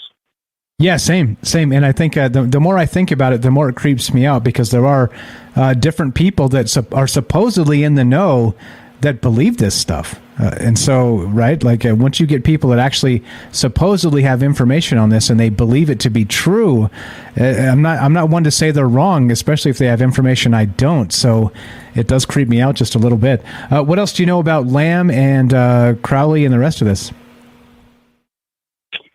I don't know. I was just kind of hoping that someone here would mention what everybody's not talking about, but apparently no one's going to do it. So sure. I'm not What is going it? to do it. No, what is it? Can we say it on YouTube without getting taken down? I don't know. I'm not sure because it's really hard to find. associated with Mr. Greer or whatever. There's a recent one of his people that came out during that his first book with the military people. That he killed himself here recently, and just people don't talk about it. Oh, I didn't know that. Everybody be talking about it. But I didn't know that. You know what I'm talking about? No. So one of his early whistleblowers, you're saying, has actually killed himself. Right.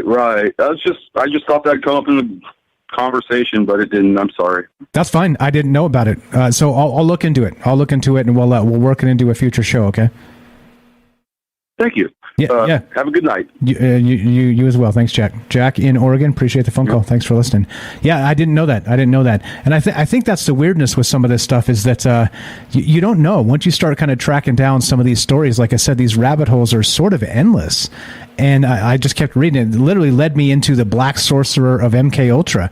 All of this, right? We're talking about Crowley and portals and New York and the Loch Ness. And and by the way, let's do the Loch Ness thing real quick. I promise that. So this one goes a little something like this, right?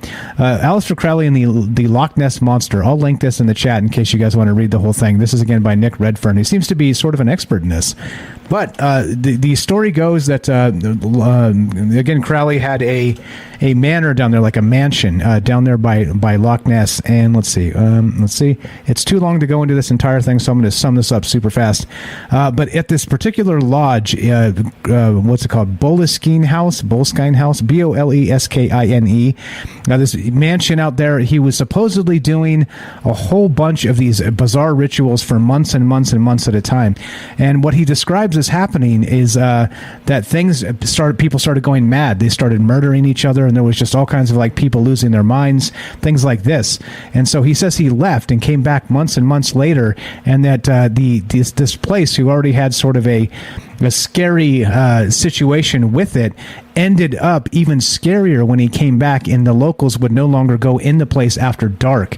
And what he's actually describing this as, he's saying that there's some sort of maybe part of his ritual magic is causing these people to go insane and start like stabbing each other and all kinds of weird stuff happening. But then he also suggests that it was possible that as part of his magic ritual that was literally going on for months and months and months, I think he called it a 6-month long process, that he thinks that he may have possibly opened up something that allowed Nessie, the Loch Ness Monster, into Lake Loch Ness itself. So there you go. I don't know what to think about that, other than I got the link in the if you want to read all about it yourself. But apparently he did comment directly on it, including writing an article.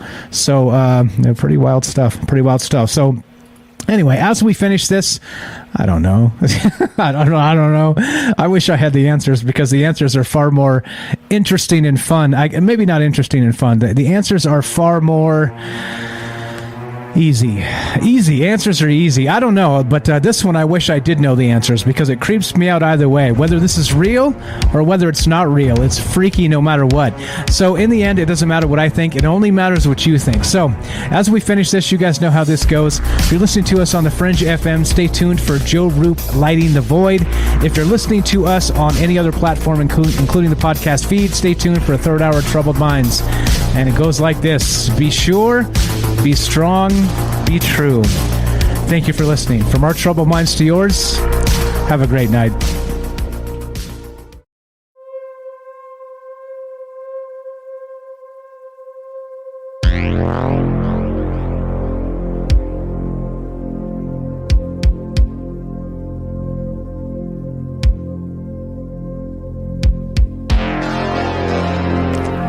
All right, what's up?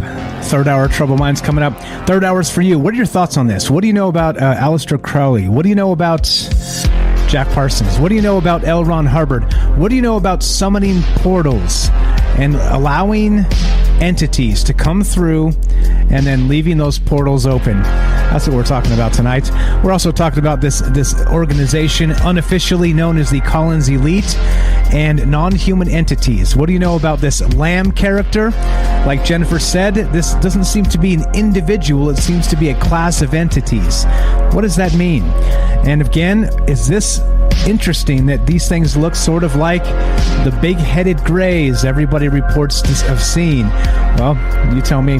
702-957-1037. 1037. That's 702-957-1037. I see you there, Penny. Everybody follow the Curious Bunny on YouTube. We're going to take a quick 2-minute break. More Trouble Minds on the way. Still taking your calls. One more hour. Third hour's for you. If you're interested, we'll keep going. Be right back. Don't go anywhere. More Trouble Minds on the way.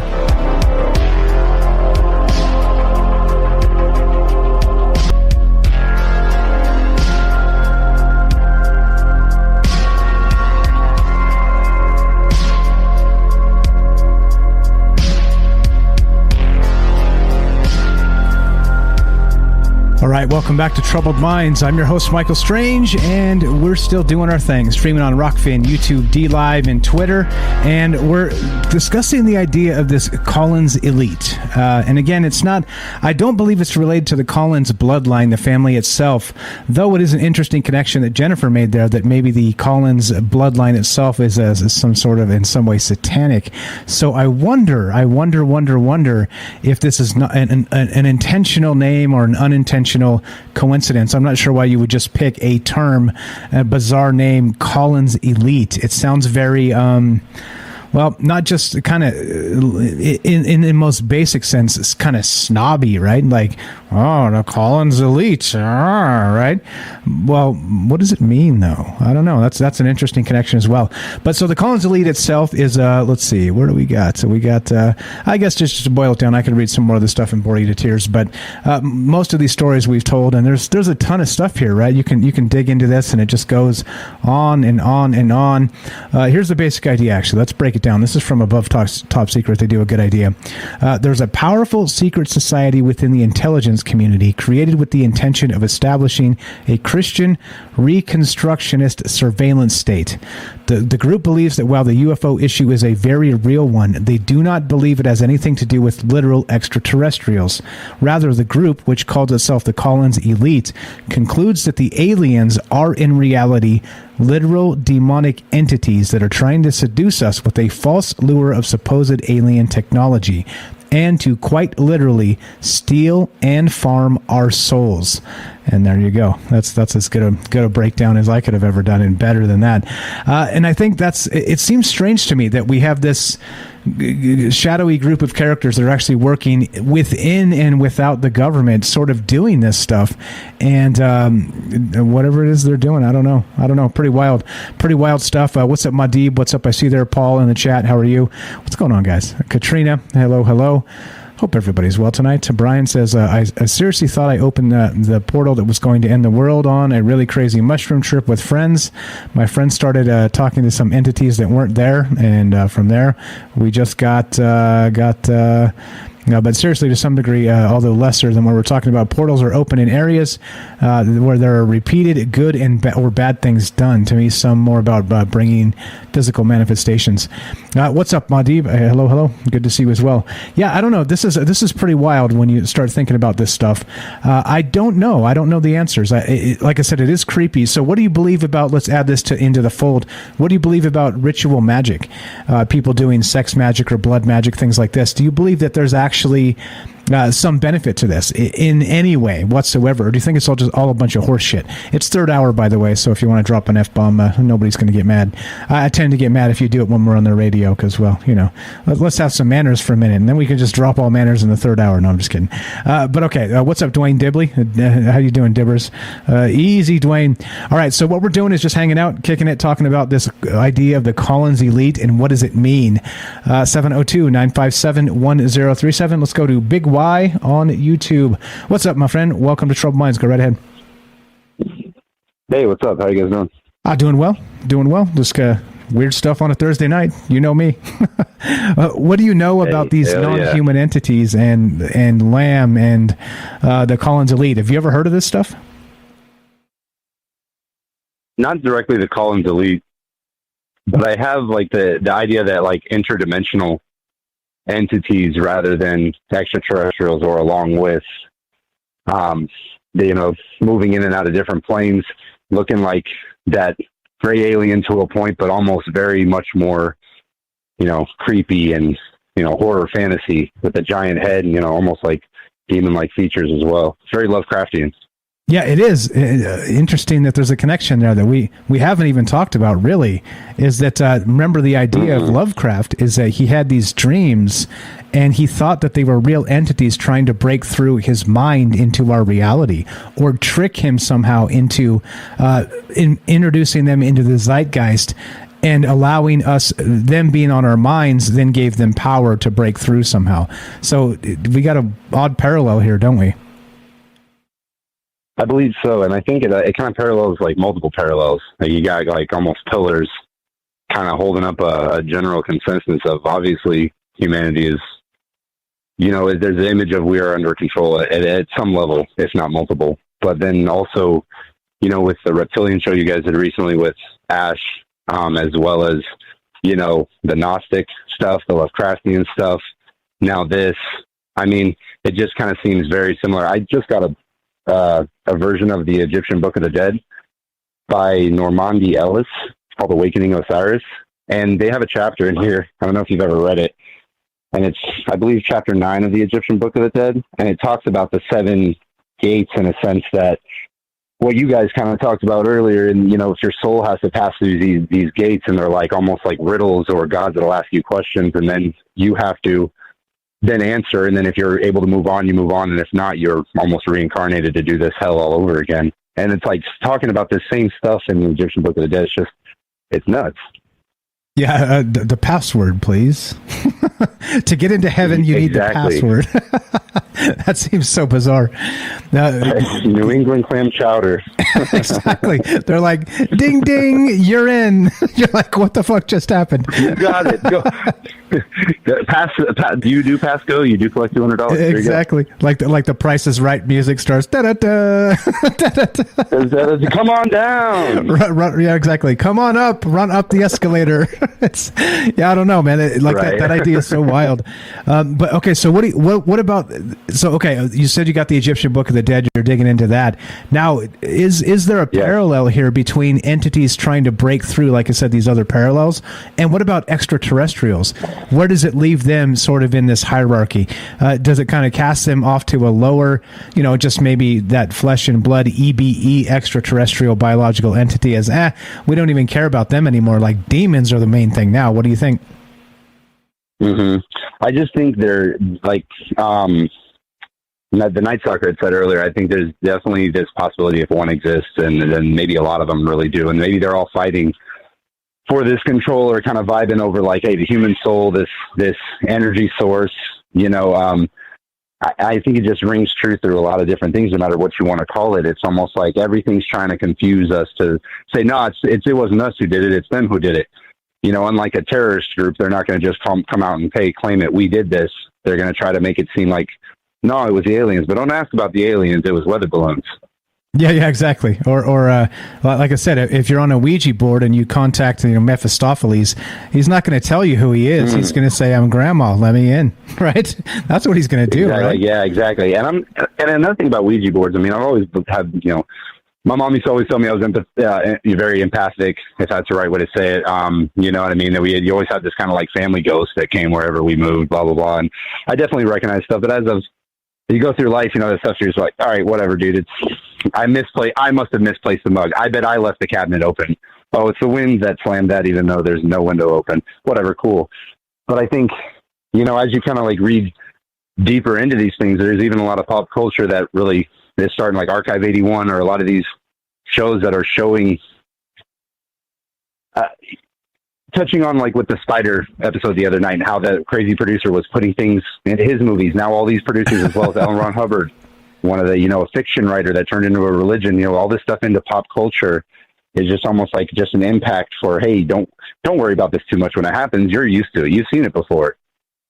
Exactly. That's a good point, too. So L. Ron Hubbard ended up writing shortly after the 1946 incident with by the way, he also stole Jack Parsons' girlfriend and $20,000 from him and then took off. But by the way, and then he wrote Dianetics, and Dianetics was the basis for Scientology. So yeah, right. Yeah, so, wow. So he just basically took like, you know, a doctor, a scientist, an educated person's total idea and just turned it all around and just used it. And that happens a lot in history, doesn't it? Yeah, it sure does. It sure does. And not only that, they say that they left the portal open. They didn't even finish, meaning you got to shut it. If you don't shut it, those MFers are still coming through, right? And would it explain how shit I believe so. Yeah, wouldn't it explain how things have just got so bizarre if like they just left it open in different terms, and now whatever the hell wants to come through is just rolling on through? I think that it would stand, true in the resonation factor that happens in other places too, especially where ley lines cross. Skinwalker Ranch is a good example. Obviously, that's being kind of disclosed to us the same way Stephen Greer's disclosing out, like you guys said before. Hey, don't worry about these guys. You can contact them yourself. It's all good. I'll show you how to do it for $2,000. So not only is it the financial side of it, but it's also the, hey, got these Goonies that are here to give their souls to you. Yeah, right. So it's an interesting take on it for sure. And I'm not going to contact anything through any portal or on a Ouija board that can't get here itself. Yeah, right. If it needs my help, maybe there's a reason you're trapped over there, buddy. No thanks. For sure. Definitely. And Skinwalker Ranch is the same thing. I saw an episode. They brought a rabbi in, and, a lot of times you don't know the 100% credentials of these people, but I would respect History Channel to use some folks who aren't completely full of crap. And, he did the ancient Hebrew prayer, and that even supposedly opened up another portal. Who knows if all that is true. Take it with a grain of salt. But then there's the other, like George Van Nelson, is it? Or I can't remember. The guy used to work involved with rockets and rocketry and whatnot. But then he went out to the Mojave Desert, stayed under the rocks, the big rock, with his family. That was a Native American thing, and it's on ley lines. It was a sacred site. And he ended up building the Integratron. Yes. So that rock was the same place, not, 20 to 40 years ago, however long it was before that, some old hermit blew himself up with dynamite there. You know what I mean? So the energy was very strong and would make people, supposedly the locals thought, go crazy. That's interesting. So that, again, is another similar parallel there to the Crowley stuff that was happening down by Loch Ness. He says it made the whole area crazy. Mm-hmm. That's pretty wild. I definitely think it's possible. And the energy over there in Europe, I'm not saying it's older than here, because of course you have many Native American tribes throughout America. Even now here in Hawaii, plenty of culture and plenty of practices that have been going on for thousands of years. But at the same point in time, I think sometimes the energy that a lot of Americans don't understand that's in Europe is truly just there's a lot of witchcraft energy and a lot of intent and a lot of belief that peoples have been doing for a long time, especially when the spread of Christianity was pushing and killing people. So it's quite possible he opened up something very nasty at Loch Ness if it's true. Yeah, and then supposedly just left it open. It's like, come on, guys. Hey, look, this is a public service announcement, all right? I don't usually do these, but for fuck's sakes, people, if you open a portal, would you please take the time to close it, please? just close the damn exactly. portal. I mean, you wouldn't leave your front door open if you went on a trip. Gosh dang it. No, I wouldn't. Neither would you. Yeah, I don't know. Pretty wild stuff.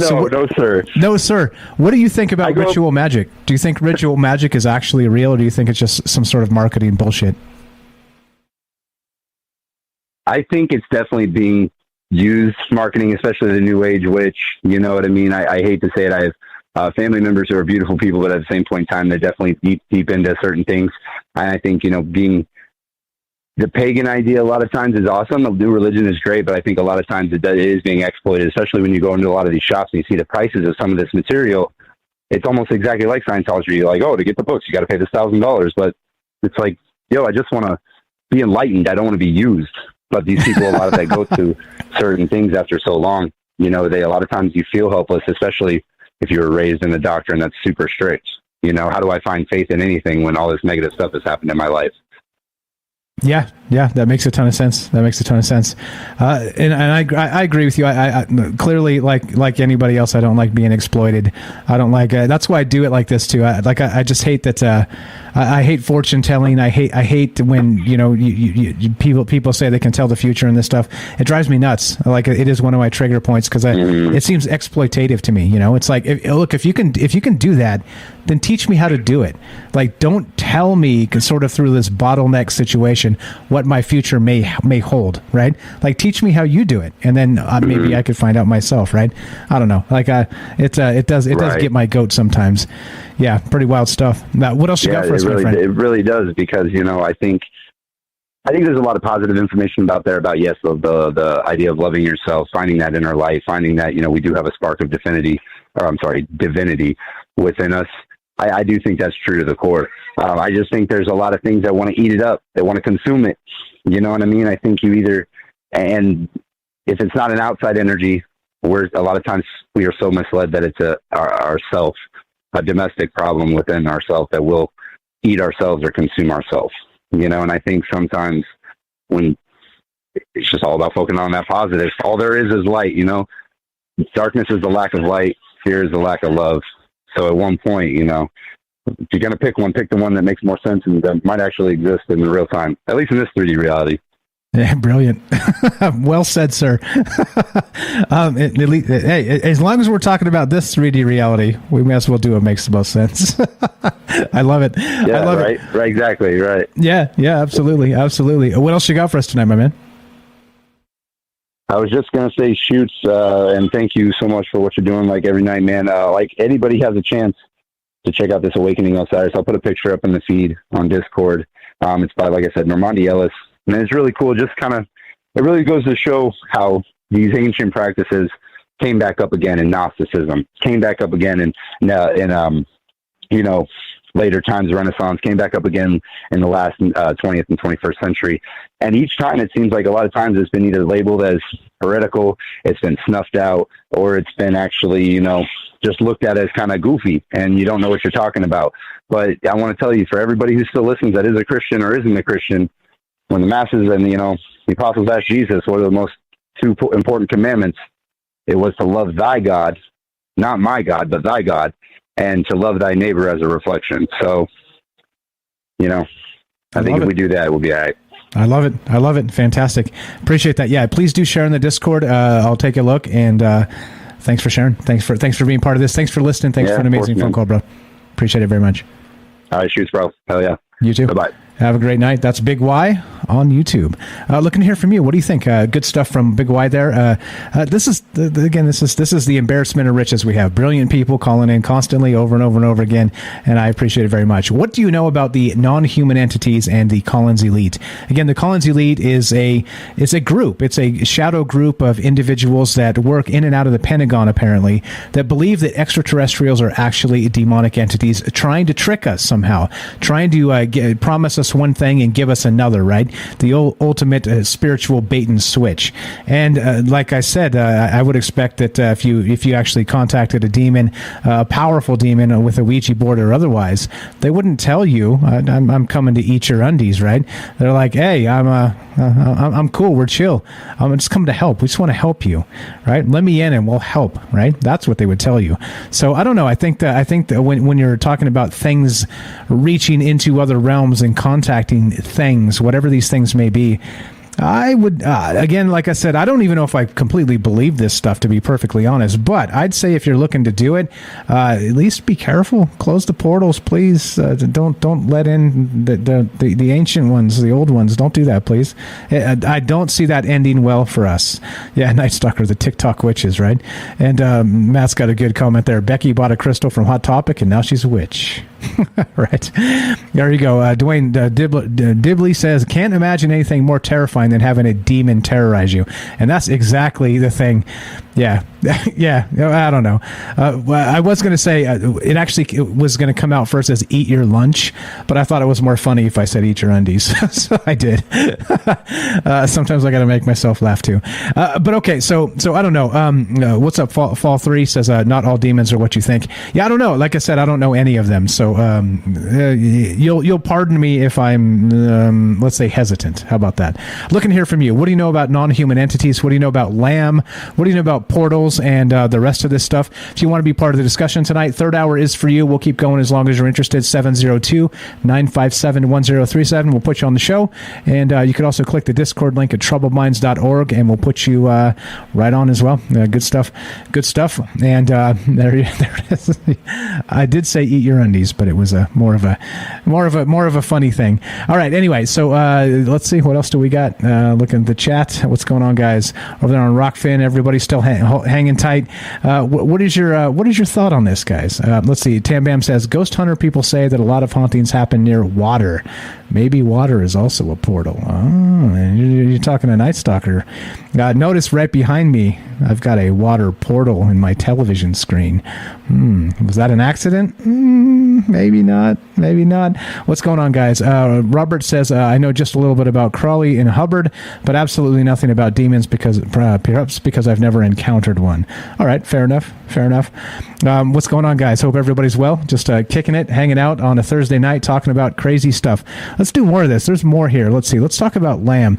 Okay, here's this one. This is nuts. This is from ranker.com, and this is the Babylon working. All right, let's read a little bit about this, because this is actually absolutely wild. And this is when they were trying to actually summon this. I'll just read it. Check it out. The link is in the description. You can always follow all my sources, because I don't want you thinking I'm making this stuff up. Here we go. The Babylon working ritual itself, which sought to conceive a child of the astral plane who would eventually usher in the goddess Babylon, began on March 1st, 1946 in Parsons' home, known as the Parsonage. Parsons penned a fairly detailed account of the events, which began with Hubbard stating, "The year of Babylon is 4063.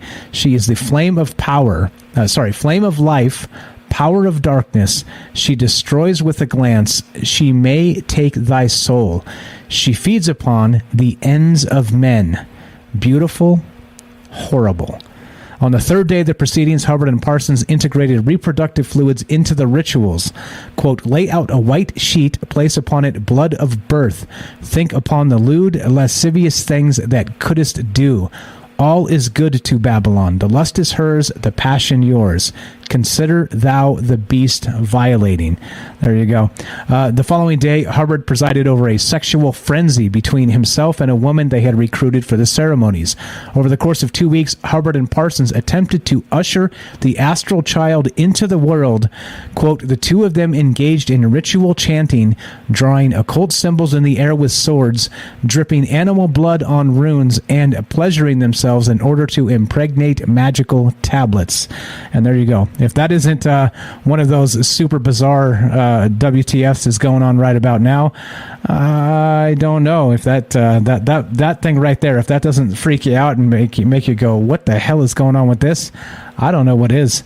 I don't know. So oddly enough, right? So they were, let's say not maybe followers, but they were individuals that would that were interested in this idea of Crowley and his summoning rituals and things like this, right? But oddly enough, when Parsons claimed to Crowley that the Babylon working was successful, Crowley wrote to the American head of Thelema saying, "Apparently Parsons or Hubbard or somebody is producing a Moonchild." And of course, Moonchild, by the way, is a book that Crowley wrote previously. And he says, "I get fairly frantic when I contemplate the idiocy of these louts." And that quote comes up over and over and over again. So it seems to be pretty famous and infamous, and in the idea of what is actually happening with this. And that I don't even know if they knew what they were doing. And isn't that even more dangerous? Or WTF? So Crowley's 1917 novel Moonchild was the inspiration for the Babylon working rituals. The book details a conflict between white magic and black magic over an unborn child. Hence why the Babylon working sought to usher in a child from the astral world. Those who practiced white magic wanted to produce a Moonchild who would eventually save humanity. Creating the Moonchild will require a series of rituals much like those Hubbard and Parsons attempted. There you go. This is a pretty wild read. Like I said, I was reading all kinds of stuff, learning all kinds of wacky stuff tonight, and I don't even know if it's any good stuff that I should know. Maybe I shouldn't know any of this, but pretty interesting stuff. Let's do it. Let's go to James in Michigan. What's up, James? Welcome to Troubled Minds. How are you, my friend? I'm okay. Can you hear me? Loud and clear, loud and clear. What do you think about this wacky stuff, dude? All kinds of nutty stuff, huh? Yeah, and I've heard of the Collins Elite before here and there, but I never really looked into it. But it's just very interesting. Great topic and great calls all night tonight. Thank you. I agree. This is one of the ones 100% I'm with you. I hear about it from time to time in these sort of ufology discussions. And all I ever knew was Collins Elite, demons, aliens. That's really all I ever knew. But this goes way deeper than that, man. Like, you start tracking it down, and would you believe it led to the Loch Ness Monster? What WTF, right, James? Yeah, and it just makes you wonder, was that if there was a portal that was open there, and it did let something like that in? I mean, it sounds like, and based on some of the reports of what the Loch Ness Monster looks like, it seems almost like a dinosaur of some kind, and it makes you wonder, was the portal to some kind of a past opened? You know, I mean, I think it could still, that much energy, if it was open, it could still let other things in. But it just makes me think of, what would you possibly end up pulling through if you opened a portal that big, especially if you did it in water. I mean, you could probably summon something of good size. Yeah, right. It's sort of birthing whatever it is into the water. Yeah, through a portal. That seems super wild. No, and not only that though.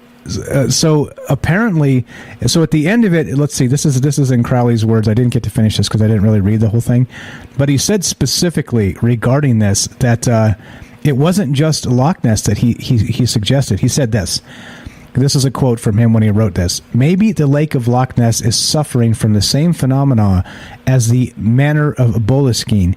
I do not know, but I am extremely interested in the ultimate end of the investigation into the existence of the monster which has created such excitement. And that's how he put it. And it's so the monster. Is it? And he kind of alludes to the fact that his rituals there were driving people insane. And so he's not saying he did it, but he's not saying he didn't. You know what I mean? Well, and again, also now it's kind of got me thinking in a different direction, because people say that that Loch Ness Monster is real, but then you get people that go out there and never have an experience. What if it wasn't even some kind of a dinosaur kind of thing? It's just a monster that took that kind of a form, or takes that kind of a form here and there, and uses that almost as a place to go back to. Travels in and out of there. Could be. Yeah, I mean, interesting idea. Or if he summoned it out of a portal, maybe you can go back, and it just kind of stops in from time to time. That would explain why it's never there. You can't find the damn thing. I mean, yeah, who knows? And then also too, in terms of like these extraterrestrials, or maybe these demonic entities that are sort of tricksters that can make you see what you want to see, that would explain that easily as well. Like, what if there was maybe a djinn or something they let escape that's running around Lake Loch Ness, and it thinks it's funny to like conjure up the idea of a dinosaur in people's heads now and then,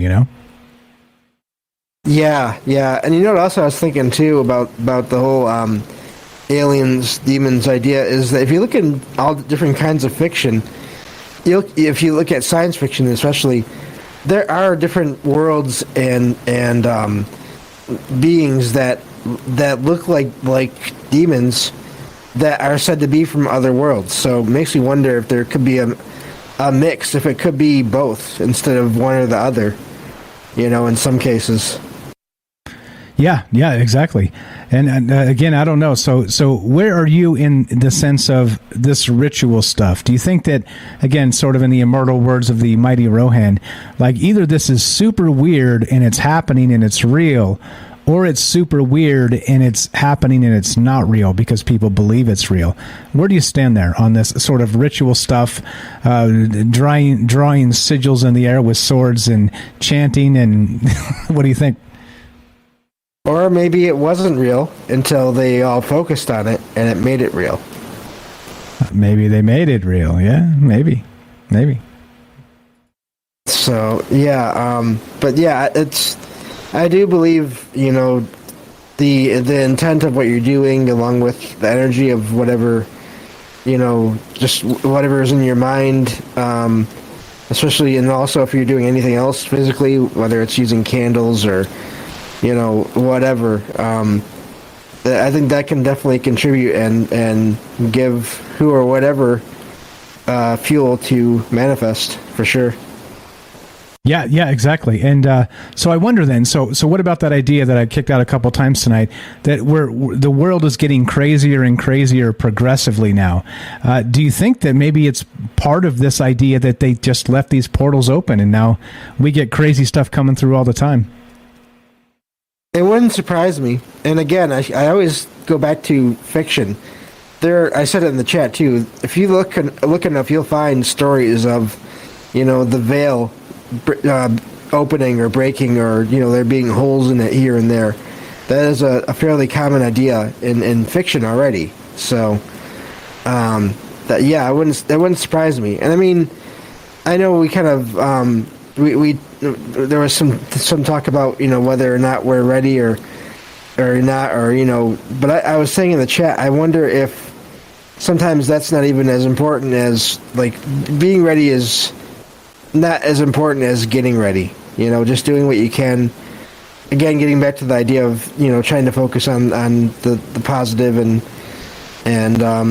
being careful about what you're doing with any kind of portals, or like you said, Ouija boards or whatever. Any kind of any tool that you're using, because again, as I said before, those are all tools.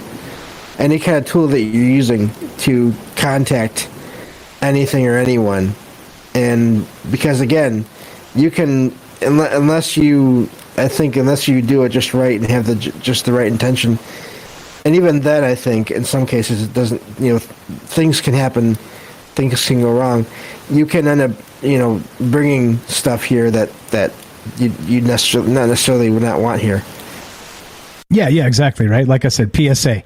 For crying out loud, guys, if you open a portal, please be considerate enough to close it. Don't let any more critters in than you expected to in the first place. The rest of us would appreciate it very much.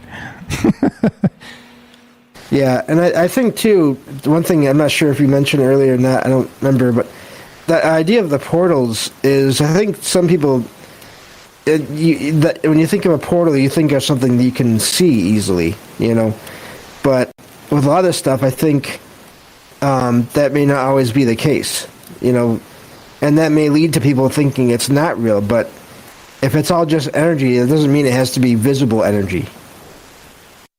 Yeah, no, exactly. And just because, exactly. And I think that's part of the issue here is, like, just let's say somebody does a ritual and you're watching from afar and you're like, what are they doing, right? And just because you don't see or feel or know anything doesn't mean nothing happened entirely, right? So clearly there's, like, they call it the veil for a reason. Like, you can't clearly just see through it just casually. You take off your sunglasses, you're like, oh, hey, there they are, right? They're the weirdos on the other side, right? As they're looking back at us, they're the weirdos on our side. But you can't see it easily, and that's a fantastic point here. So how does it all go down then? Is it real or is it not real? I guess that's in the question here. That's always on my mind. It's like, okay, so is this actually a thing or is this actually not a thing? That's what I want to know. Yeah, I mean, it's I don't ever like to say that I know for sure. When you've brought this up before in the show. I don't claim to know anything, but I know what I've experienced, and some of what I experienced is not necessarily to anywhere near the degree that we're talking about here. But if any of anyone's experiences with anything paranormal is real, and I think again, there's been too many people have had too many things happen across time, across the world, for all of it to not be real. I think there's something there. What it is, I don't think we all know for sure.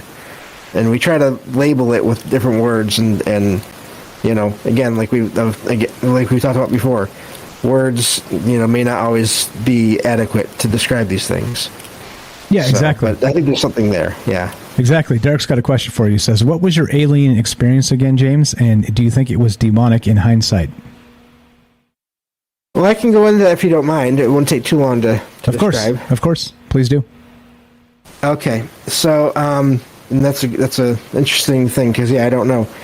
This is what I call. I hope it was a dream, but I don't feel like it was. I guess you could say. So, I went to sleep one night, and I fell asleep in my bed, and I felt like I was having this dream at first, but then right away it didn't feel like it was a dream because I didn't feel my bed under me. I felt like I was on some kind of a table, like a hard, flat surface. Definitely not a bed, And I could not move, except for my eyes a little bit. I could move them around to look around. And I could see walls. They were like blue walls, but they had these white cabinets with electronics of some kind in them. I almost equated it to like computers or like computer servers within the walls. Some kind of technology in them. They had like little lights here and there. And I saw these two or three blurs just walking around me. They were gray, but they were just blurs. I did not see any features. They weren't too tall. I don't know if they were necessarily super short like the typical gray. I don't know. But they were just walking around, and it was I couldn't tell what they were doing, but it was like they were observing me. And again, I could not move, and I knew I was not on my bed. And I looked up, and I happened to see. I couldn't really see the ceiling of the room, but I saw this almost like a robotic arm, not like a human-shaped arm, but just a robotic arm slowly coming down towards me. And so I struggled even more. And I heard my parents' voices next to me, a little ways away, telling me that it was okay. But they did not have any emotion in them. And when I looked in that direction, I just saw two more gray blurs. And so this robotic arm kept on coming down as these figures are still moving around me. And eventually I could see there was a needle at the end of this robotic arm. And eventually it came down, and the needle actually came down and touched my left eye. Now, for those that don't know, I'm legally blind. So, I mean, it's bad enough for anyone, I think, when you got something coming towards your eye. But when you've already got messed up eyes, I don't know. Maybe it's worse, maybe it's not. But as soon as it touched my eye, that's when I woke up. Like, everything faded to black real fast, and as I sat up, and then I was back home. So that's my experience. I don't know what it was. I don't know that it was an alien abduction, the typical alien abduction. I don't really know what it was. I just know I felt something touch my eye, and I felt that I was not on my bed during this. I felt like I was on a table. Those two things, more than anything else to me, made me think it wasn't just a dream. Creepy. And so there's some actual classic signs there of actual abduction, right? Sort of that missing time element, right? You were asleep, so you don't even know, right? And then you wake up when the thing touches your eye, and so I don't know. Was it? Did you find anything where you thought it was maybe earlier or later than you expected, or? No, I don't really remember because I don't think it was. If there was any, it wasn't a lot. It wasn't to where I noticed it. But the other interesting things that I kind of didn't realize until after I told this to some people the first time is it wasn't long after that I started experiencing light sensitivity and eye strain. So that was after this situation. Getting worse. Oh, it's getting worse after that. That's weird. Yes. And also another thing is, because we've talked about this in the Discord and after the show, and someone else brought up that there's a symbology with the right eye being representing the sun and the left the moon. and my left eye has always been the stronger one. It's slightly better than the right eye, and it's also the one that was touched by that needle in that experience.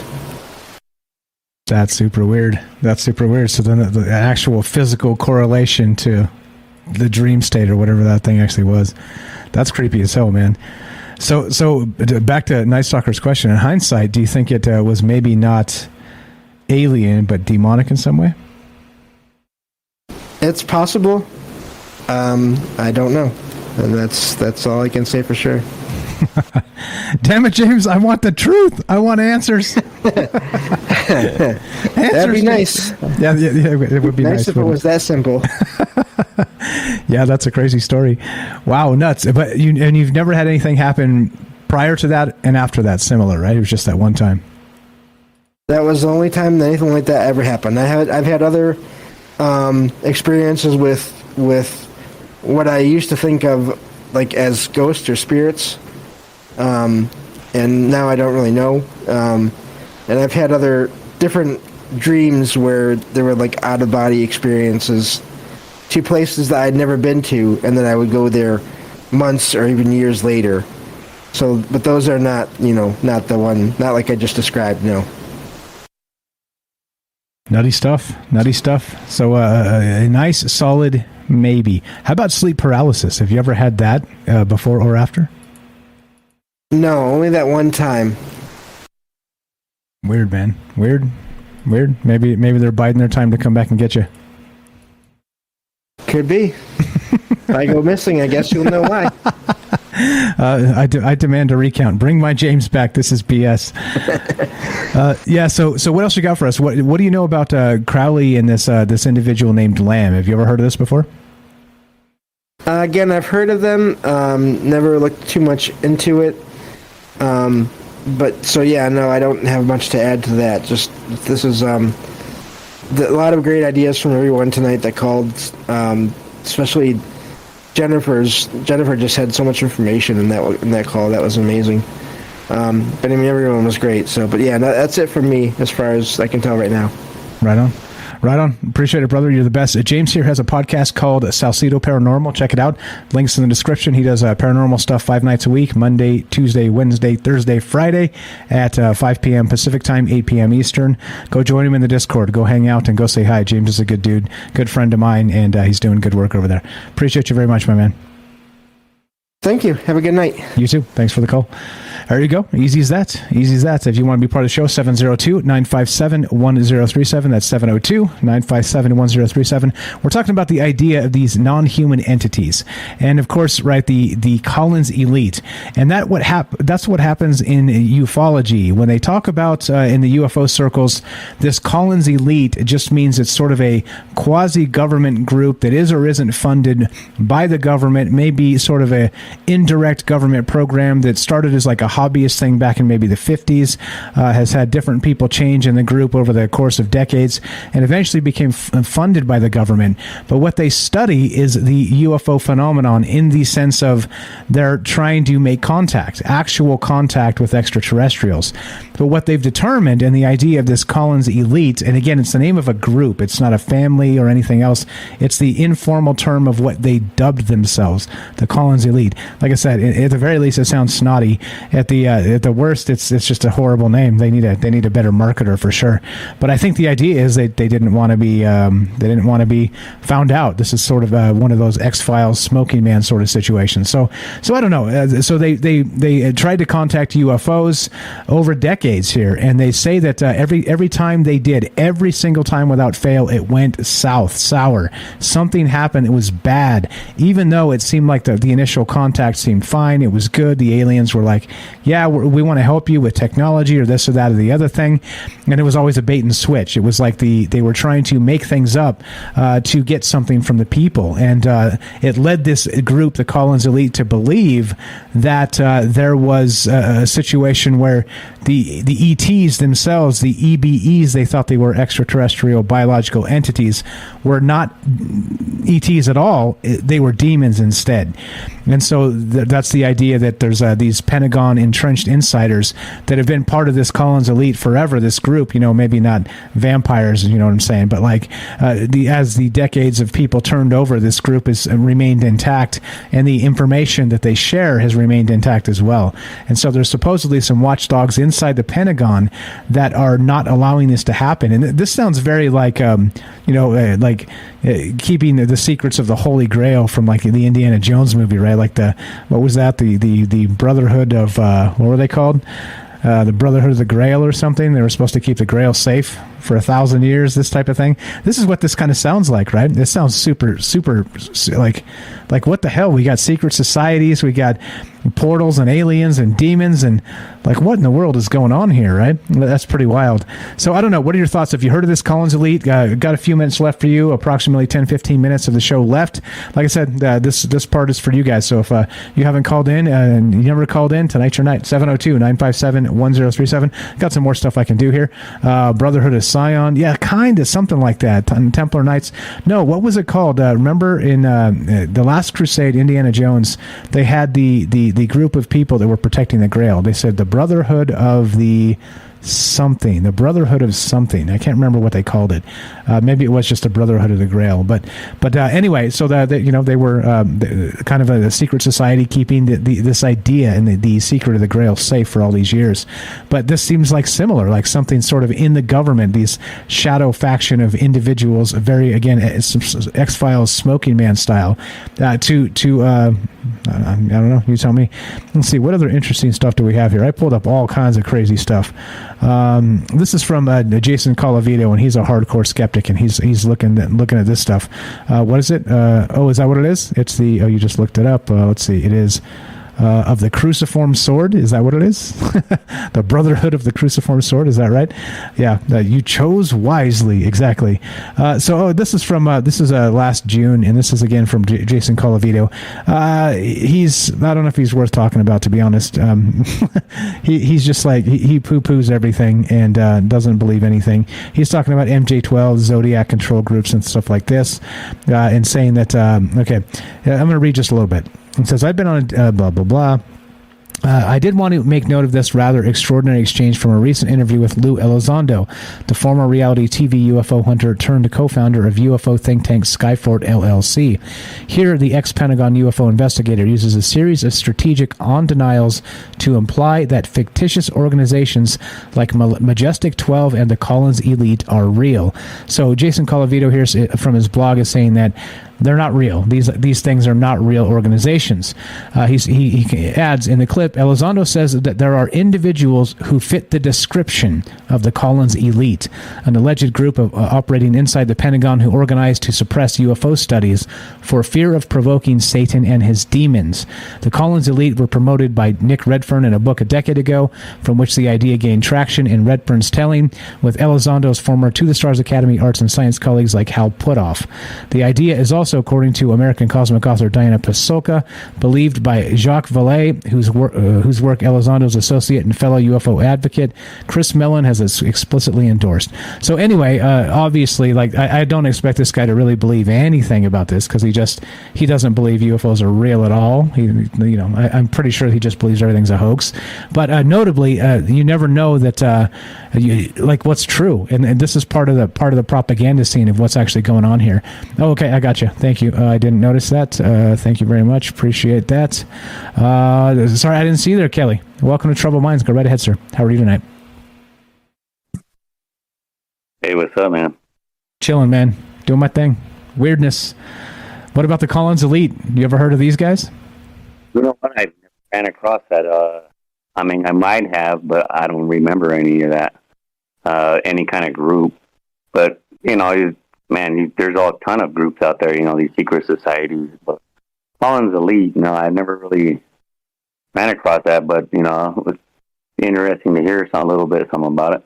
Yeah, and it does. Like I said, it starts with just that little blurb I read, with sort of a secret society kind of watching over the alien demonic link. But then it like snowballs into like all this crazy, like Crowley portals and L. Ron Hubbard and all kinds of crazy, Jack Parsons, all kinds of crazy shit like that. What do you know about that stuff? Well, with Crowley, he always, you could tell he studied some of the ancient stuff that would be considered magic, right? I mean, I'm talking like Babylonian, Sumerian. You know, he dabbled in all kinds of stuff. So, but what's interesting to me, and when I read about him, it kind of reminds me of that's a book called The Keys of Solomon. I don't know if you ever heard of that, but it's about King Solomon Bible. Lesser Keys of Solomon, right? Yeah. You read that? No, I've read parts. I've never read the whole thing, no. Yeah, it's pretty interesting, man. He talks about that King Solomon had these stills, and these stills he would be able to control these demons. And I don't know, I think there was a bunch of them I read. I mean, I would have probably obliterated the names for it, but one of them was called the Ob's Mouth, which is the Seven Sisters, and they considered, you know, like that the Palladian star system. But I don't know, man. It's pretty crazy that you know, for me anyway. When I'm reading about him, is that's what he's kind of like referring what he was doing. You know what I mean? Because he was dabbling in all kinds of shit. Some of the stuff was, you know, more like alchemy too. You know, like Thoth. You know, the ancient Egyptian, they call it chem. You know, alchemy and stuff. But yeah, when I read about him, that's what I think of. But the other guy, all I know him, the one who started, you know, he first started with he was studying plants. Like he was trying to find out there was like a aura of a plant, right, through some electrical scope. And then he tried to do that to what they call, you know, his other patients, you know, and then he started, we call it a science, right, or a religion. But yeah, he was a racist too, man. I don't really like that guy too much, but you know. Yeah, there's a lot of those. There's a lot of those guys out there, aren't there? He was one of a kind though. But other than that, yeah, Crowley, man, he was doing some dabbling. I know that through some wizardry type shit. He was trying to. I mean, you heard different stories too. You know, I don't know if they are true, like a child sacrifice, but I'm pretty sure, you know, you probably couldn't pass them if they're, you know, wanting to push the boundaries like that.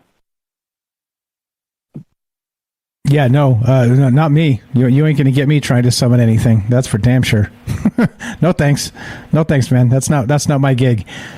So what about the ritual magic stuff? So do you think there is something to this, or do you think in some part what I mean is that some of it's marketing? You know what I mean? Where it's like maybe there's like small rituals that can kind of maybe move the needle sort of through like manifestation of your own reality type stuff. But like we're not really talking about opening portals here, are we?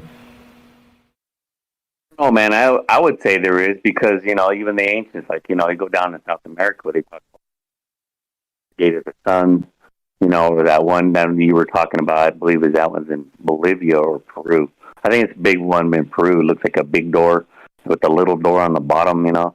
But yeah, they always talk about like these weird places that, and it's weird when you look at them, kind of like over in Saudi Arabia too, down in where they call that area. It starts with a P. I can't remember the name of it. Petra. Yeah, where they look like just doors, you know, going into a building, and they're cut magnificently. But the thing about it is, I mean, there's nothing really. I have never seen pictures inside of them. You know, they're just looks like rooms. You know, I don't know. It's interesting when you think about, you know, some of these ancient cultures that did all that stuff too, because, you know, they've always believed that they would see these people, their gods or whatever, walking in and out of these things. So I believe so. You know, those stories go back for, you know, millennia. Yeah. Okay. All right. That's cool. Yeah, I don't know. Like, I'm not sure how much of it. Maybe ancients, but I'm not so sure about today anymore. But I don't know. I guess. If you can find some ancient knowledge, maybe that stuff is possible. Yeah. Okay. So what about the idea that maybe they left this portal open? Do you think that in some cases this is a bad thing, and maybe we get some critters just passing through as time progresses here? Yeah. With that, man, that's where I get into Thoth, where he talks about a couple times on here was chapter or tablet 8, right? The Keys of Mystery, and that one it's a pretty, for me, that one kind of hits hits home if you really look about all these people that, you know, what these so-called, you know, these people that have bloodlines, you know, they go back, you know, and all these, I mean, you could find it anywhere through, you know, all of Europe, you know, all of, you know, the Middle East, you know, some of these were, they go all back and, you know, even into Africa, like, you know, where they say that's where the beginning is at, right? So, yeah, man, these people talk about, you know, like, again, you know, they're coming in and out, you know, I mean, if somebody is going up there doing that, yeah, I believe they're, I don't know, man, it's pretty, you get down inside some of those stories, and it's pretty, I don't know, man, I would say yes, you know, I don't know. It stands to reason. If you open a door and you leave it that way, things are going to go move through, right? That's what a doorway is. I mean, it stands to reason, 100%.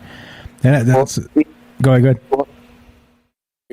You know, they always talk about whether we're the right for it. You know, you know, they supposedly do all these rituals. You know, and there's places. You know, of course they are. These people have shit. You know, some of these is what they call, you know, let's say it, you know, I don't like saying it, but they call them, you know, the elite, right? So they have scientists, you know, these people that are, you know, in these universities, there's these bright minds, you know, these people that fund all these universities and stuff, private universities, you know, they're always looking for some of that shit. They've been looking for it. So now, you know, I believe that knowledge is probably passed down, or they've got it, right? And they're using it now. You know, especially now, if you know, they're just waiting on technology to, you know, catch up to what, you know, they're expressing. But, you know, through magic, I'm pretty sure they've been trying to do that for a while. And I believe magic is real, you know, because a lot of that stuff too comes out of those ancient lands, you know, all through South America, or not in South America, but the Middle East, you know, down in through Iraq, Turkey, you know, Israel, or even down into Saudi Arabia. I mean, it's crazy. So I pick up some books too. You know, it's supposed to be some ancient knowledge, or like magic books, right? One is called the Pick a Trick. You know, and I picked up the King of Solomon too. Any kind of stuff like that. There's a couple other ones. There's an Icelandic book that I want to pick up. That one's kind of difficult to find. Yeah, you kind of have to almost buy from like a you know, private seller that's already got it, because I don't know if there's some of those ones, you know, you don't even really can trust too who is, you know, that where they got it from. So yeah, man, I believe that it's been used. I mean, that's why Crowley, that's why if you look at it, you know, what I have been research and stuff through my eyes, that's what it sounds like, or it even looks like, is like all that, because they even changed the names too, even like the story they were talking about with I kind of mentioned that in Discord, or on Rockpin, where the story of the lady, right? They were trying to bring back. It's an ancient Babylonian story too. It's where it was about two lovers, right? And one of them, the other brother killed him, and the other one. So she was looking for his body, and then she was put to death. She was, you know, went to the depths of, like, you know, like it almost sounds like Egyptian, you know, not hell, but, you know, where she was dwelling at, or, you know, and when she was resurrected, they had to find her, you know, in those areas, and then kind of like drag her back. It's a pretty crazy read too, man. But yeah, I believe it's some of those ones too. Is those ancient some of those ancient cultures, they believe that, you know, their god was more of a female. You know, they believe in the feminine over over the male. You know. Yeah. I mean, there's different cultures throughout history that have been like that, back and forth. Pretty good stuff. I mean, like that's all fine and well. I just don't know, like regarding the magic stuff like that. Like, again, I'm on the fence there. Like, I want to believe that stuff's true, but also it kind of terrifies me a little bit, because if it is true, that means all that shit's real, right? That means like demons and shit are passing through portals and crap like this, you know? Like that seems like something we should know about, right? like if this is going on, you know what I mean? It's good to know that if it is real, that, you know, people already, you know the existence of it. Because, again, even magic, right? So with magic or their technology, So which one was it? Could it be a bit of both, right? Because, like I said, so a lot of those Babylonian stories, they talk about some crazy shit, like even with the Anunnakis. But like, some of the stuff that they were building, it's just like ancient Egypt. Like I'm talking like ancient, the first times, right? They talk about like all kinds of shit. Where they were here to teach the human race, through all that technology. And look at the buildings they built, and it's made of stone and shit. So that's been thousands of years. Some of that stuff is pretty incredible, but you got to go along with some of it. If they're doing some incredible shit like that, that we haven't seen. So how is it that is it some way they're doing? They found a way to melt rock to mold it into in levitation.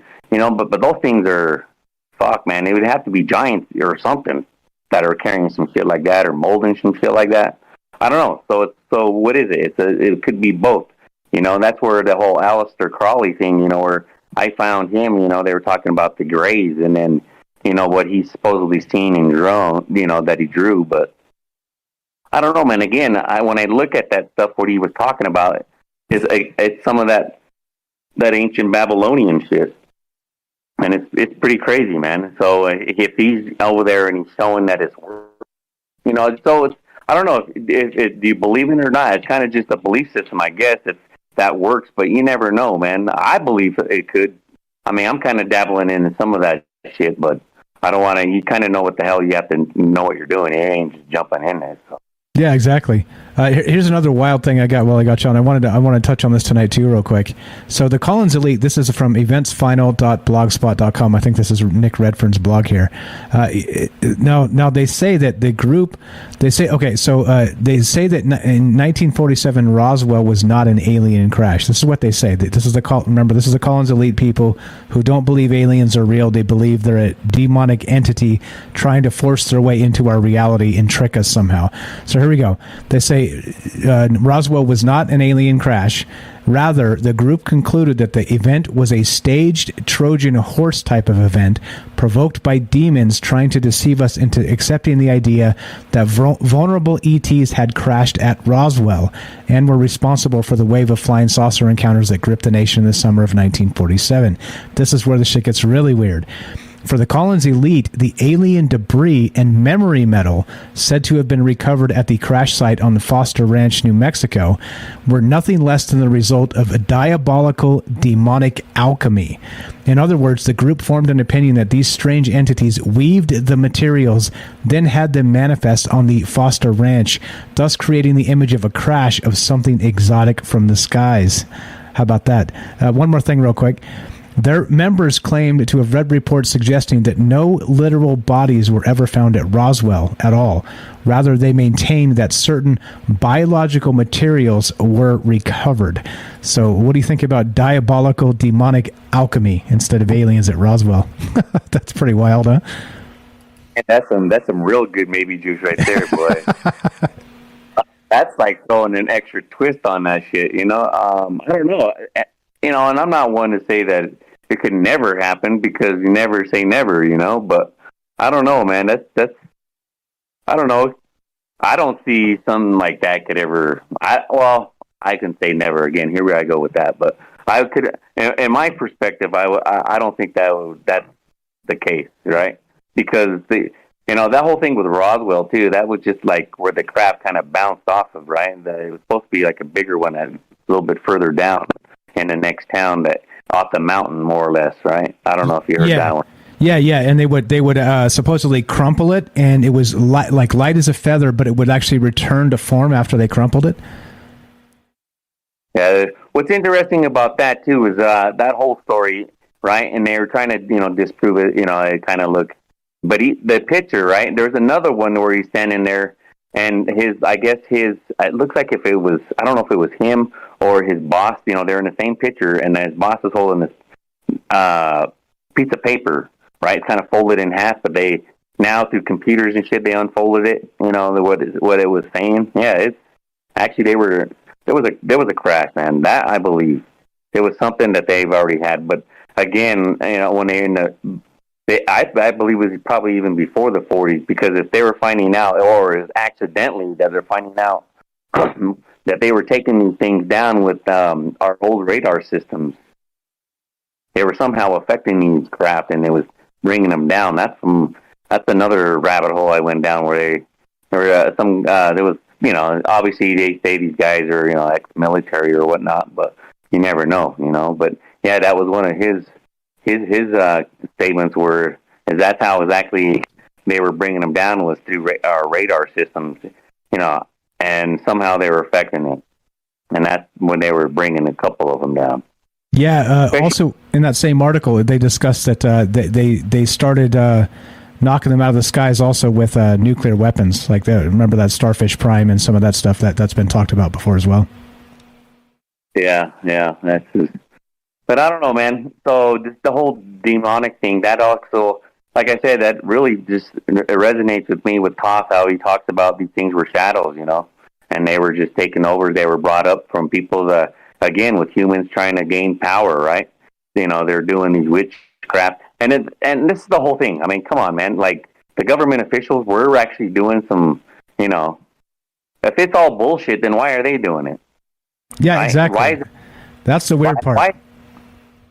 So why is it running like in everything where we talk about Disneyland, you know, and all the movies and, you know, all through music?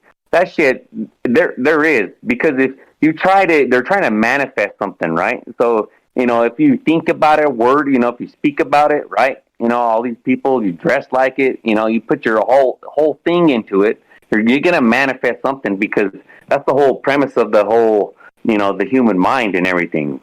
You know, if the people that are, you know, have their pineal gland opened up, all that stuff, you know, taking care of their bodies, all that, whatnot, just how Toth talks about. It's just how these things were, but they were, how he explains it, they were serpent-headed when the veil was lifted. You could do black magic and do white magic. That's the whole Crowley thing that was talked about, you know. So you got to learn both if you're going to learn something. But those guys, when they start doing some of that, man, you better know what you're doing there. If you leave a portal open, man, like you're saying, that's pretty dangerous, man. Yeah, that's the ultimate global warming, bro. That's all that. Climate change. Leaving portals open. You still there? It sounds like you cut out. Yeah, am I here? Can you hear me? Yeah, I hear you now. Yeah, I don't know. You know me. You know how to get my goat, but you didn't. I got my own goat. Okay, so final thought here. Let's wrap this up, my friend. Real? Nah? Somewhere in between? I say yes. You know, like I said, I'm not the one who say, you know, that sounds preposterous, you know, but I'm not. There's some things that some people put together that's like, wow, man, really? That one was that was a good one. Probably took a good hit on something, you know. I want some of that maybe juice. Hell yeah. All right, fair enough. You're the best, Kelly in Colorado, a longtime friend of the show, brother of mine. Thank you so much for spending your time with us. Very good stuff as always, my man. All right, man. Have a good night. Thanks a lot. You too. Easy as that. I appreciate it, guys. As always, bailing me out, saving me from myself, as I have no idea what the hell's really going on. So I appreciate all the brilliant takes from everybody. Thanks again for listening. Thanks for hanging out. Thanks for being part of this. I see you, Dina. I see you over there on YouTube. Thanks for hanging out. Thanks for coming to find us. Rockfin's cool. Rockfin is cool too.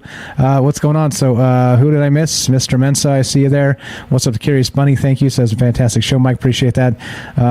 What's happening, guys? Hope everybody's doing well, and happy Thursday. This is Friday for Troubled Minds, and there you go. Matt has it right. Maybe it's all half truths. Maybe, right? Maybe. No, that's some maybe juice I can have a palate for. 100%. So as we finish, you guys know the drill. If you want to help us actually spread the show's growing like crazy. Like 10, like I said, 10, 12, 15% month over month on the podcast feed, and that's absurd. It's dare I say snowball. I don't want to jinx it, but it's this show is about to go off the chain, guys. It's because of you. It's because of all your amazing participation, all the brilliant callers, all the amazing chat. It's just this is good. This is a good thing. Honest to God, I never thought we'd get here, and here we are. And it's a pretty amazing thing. Like I said, don't forget that. Take all this stuff with a grain of salt. I don't know what's true here and what's not. So don't take me as that guy that's like telling you just because I'm talking about it means it's true. Okay, please don't take it as that. It's not. It's just this is what some of the mythology is about. Again, that Jack Parsons, truth is stranger than fiction, right? Aleister Crowley, truth is stranger than fiction. It's just so weird here with some of this stuff, and these summoning portals and things they're doing. Well, I don't know. That's for another show to continue.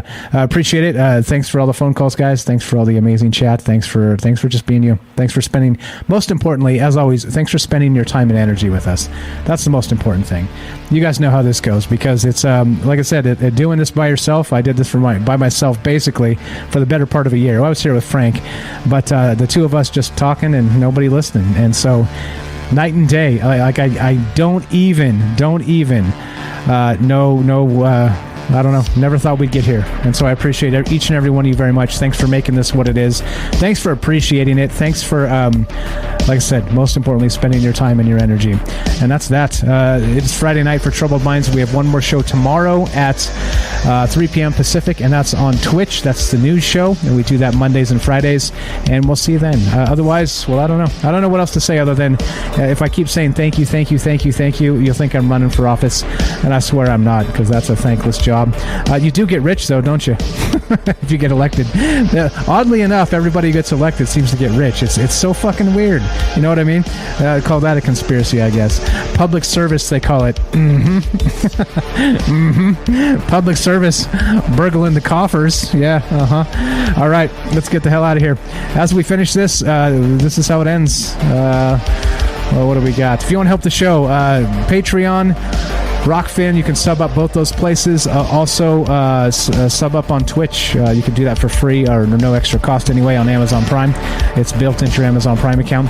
It's all there. If you like the show and don't want to spend money or don't have the budget, no problem. Listen to the old podcast feed. There's so much amazing stuff back there that I don't even remember what it is. It's like I try and compartmentalize and get through one thing and stay in the moment and not bleed together too much of these conversations, but go check it out. There's a ton of amazing shit there. And if you listen to that, every time you do, it gives me a few cents. So I appreciate that very much. Go check it out. Again, Spotify or iTunes, any of the places you listen to your podcasts. And that's it. That's as simple as that. And thank you. Again, thank you for calling. If you want to be part of this show in the future, you guys know what to do. If you want to do a show with me as a co-host or whatever, you have ideas for future shows, join the Discord or send me an email at troublemindsradio@gmail.com. I'd love to work with you. I'd love to do it. I'd love to figure something out. We got some stuff on deck with Jennifer that we're going to do coming up soon, so you guys let me know. You're all welcome, and that's what's up. Let's get the hell out of here. As we finish, it goes a little something like this. Be sure, be strong, be true. Thank you for listening. From our troubled minds to yours, have a great night.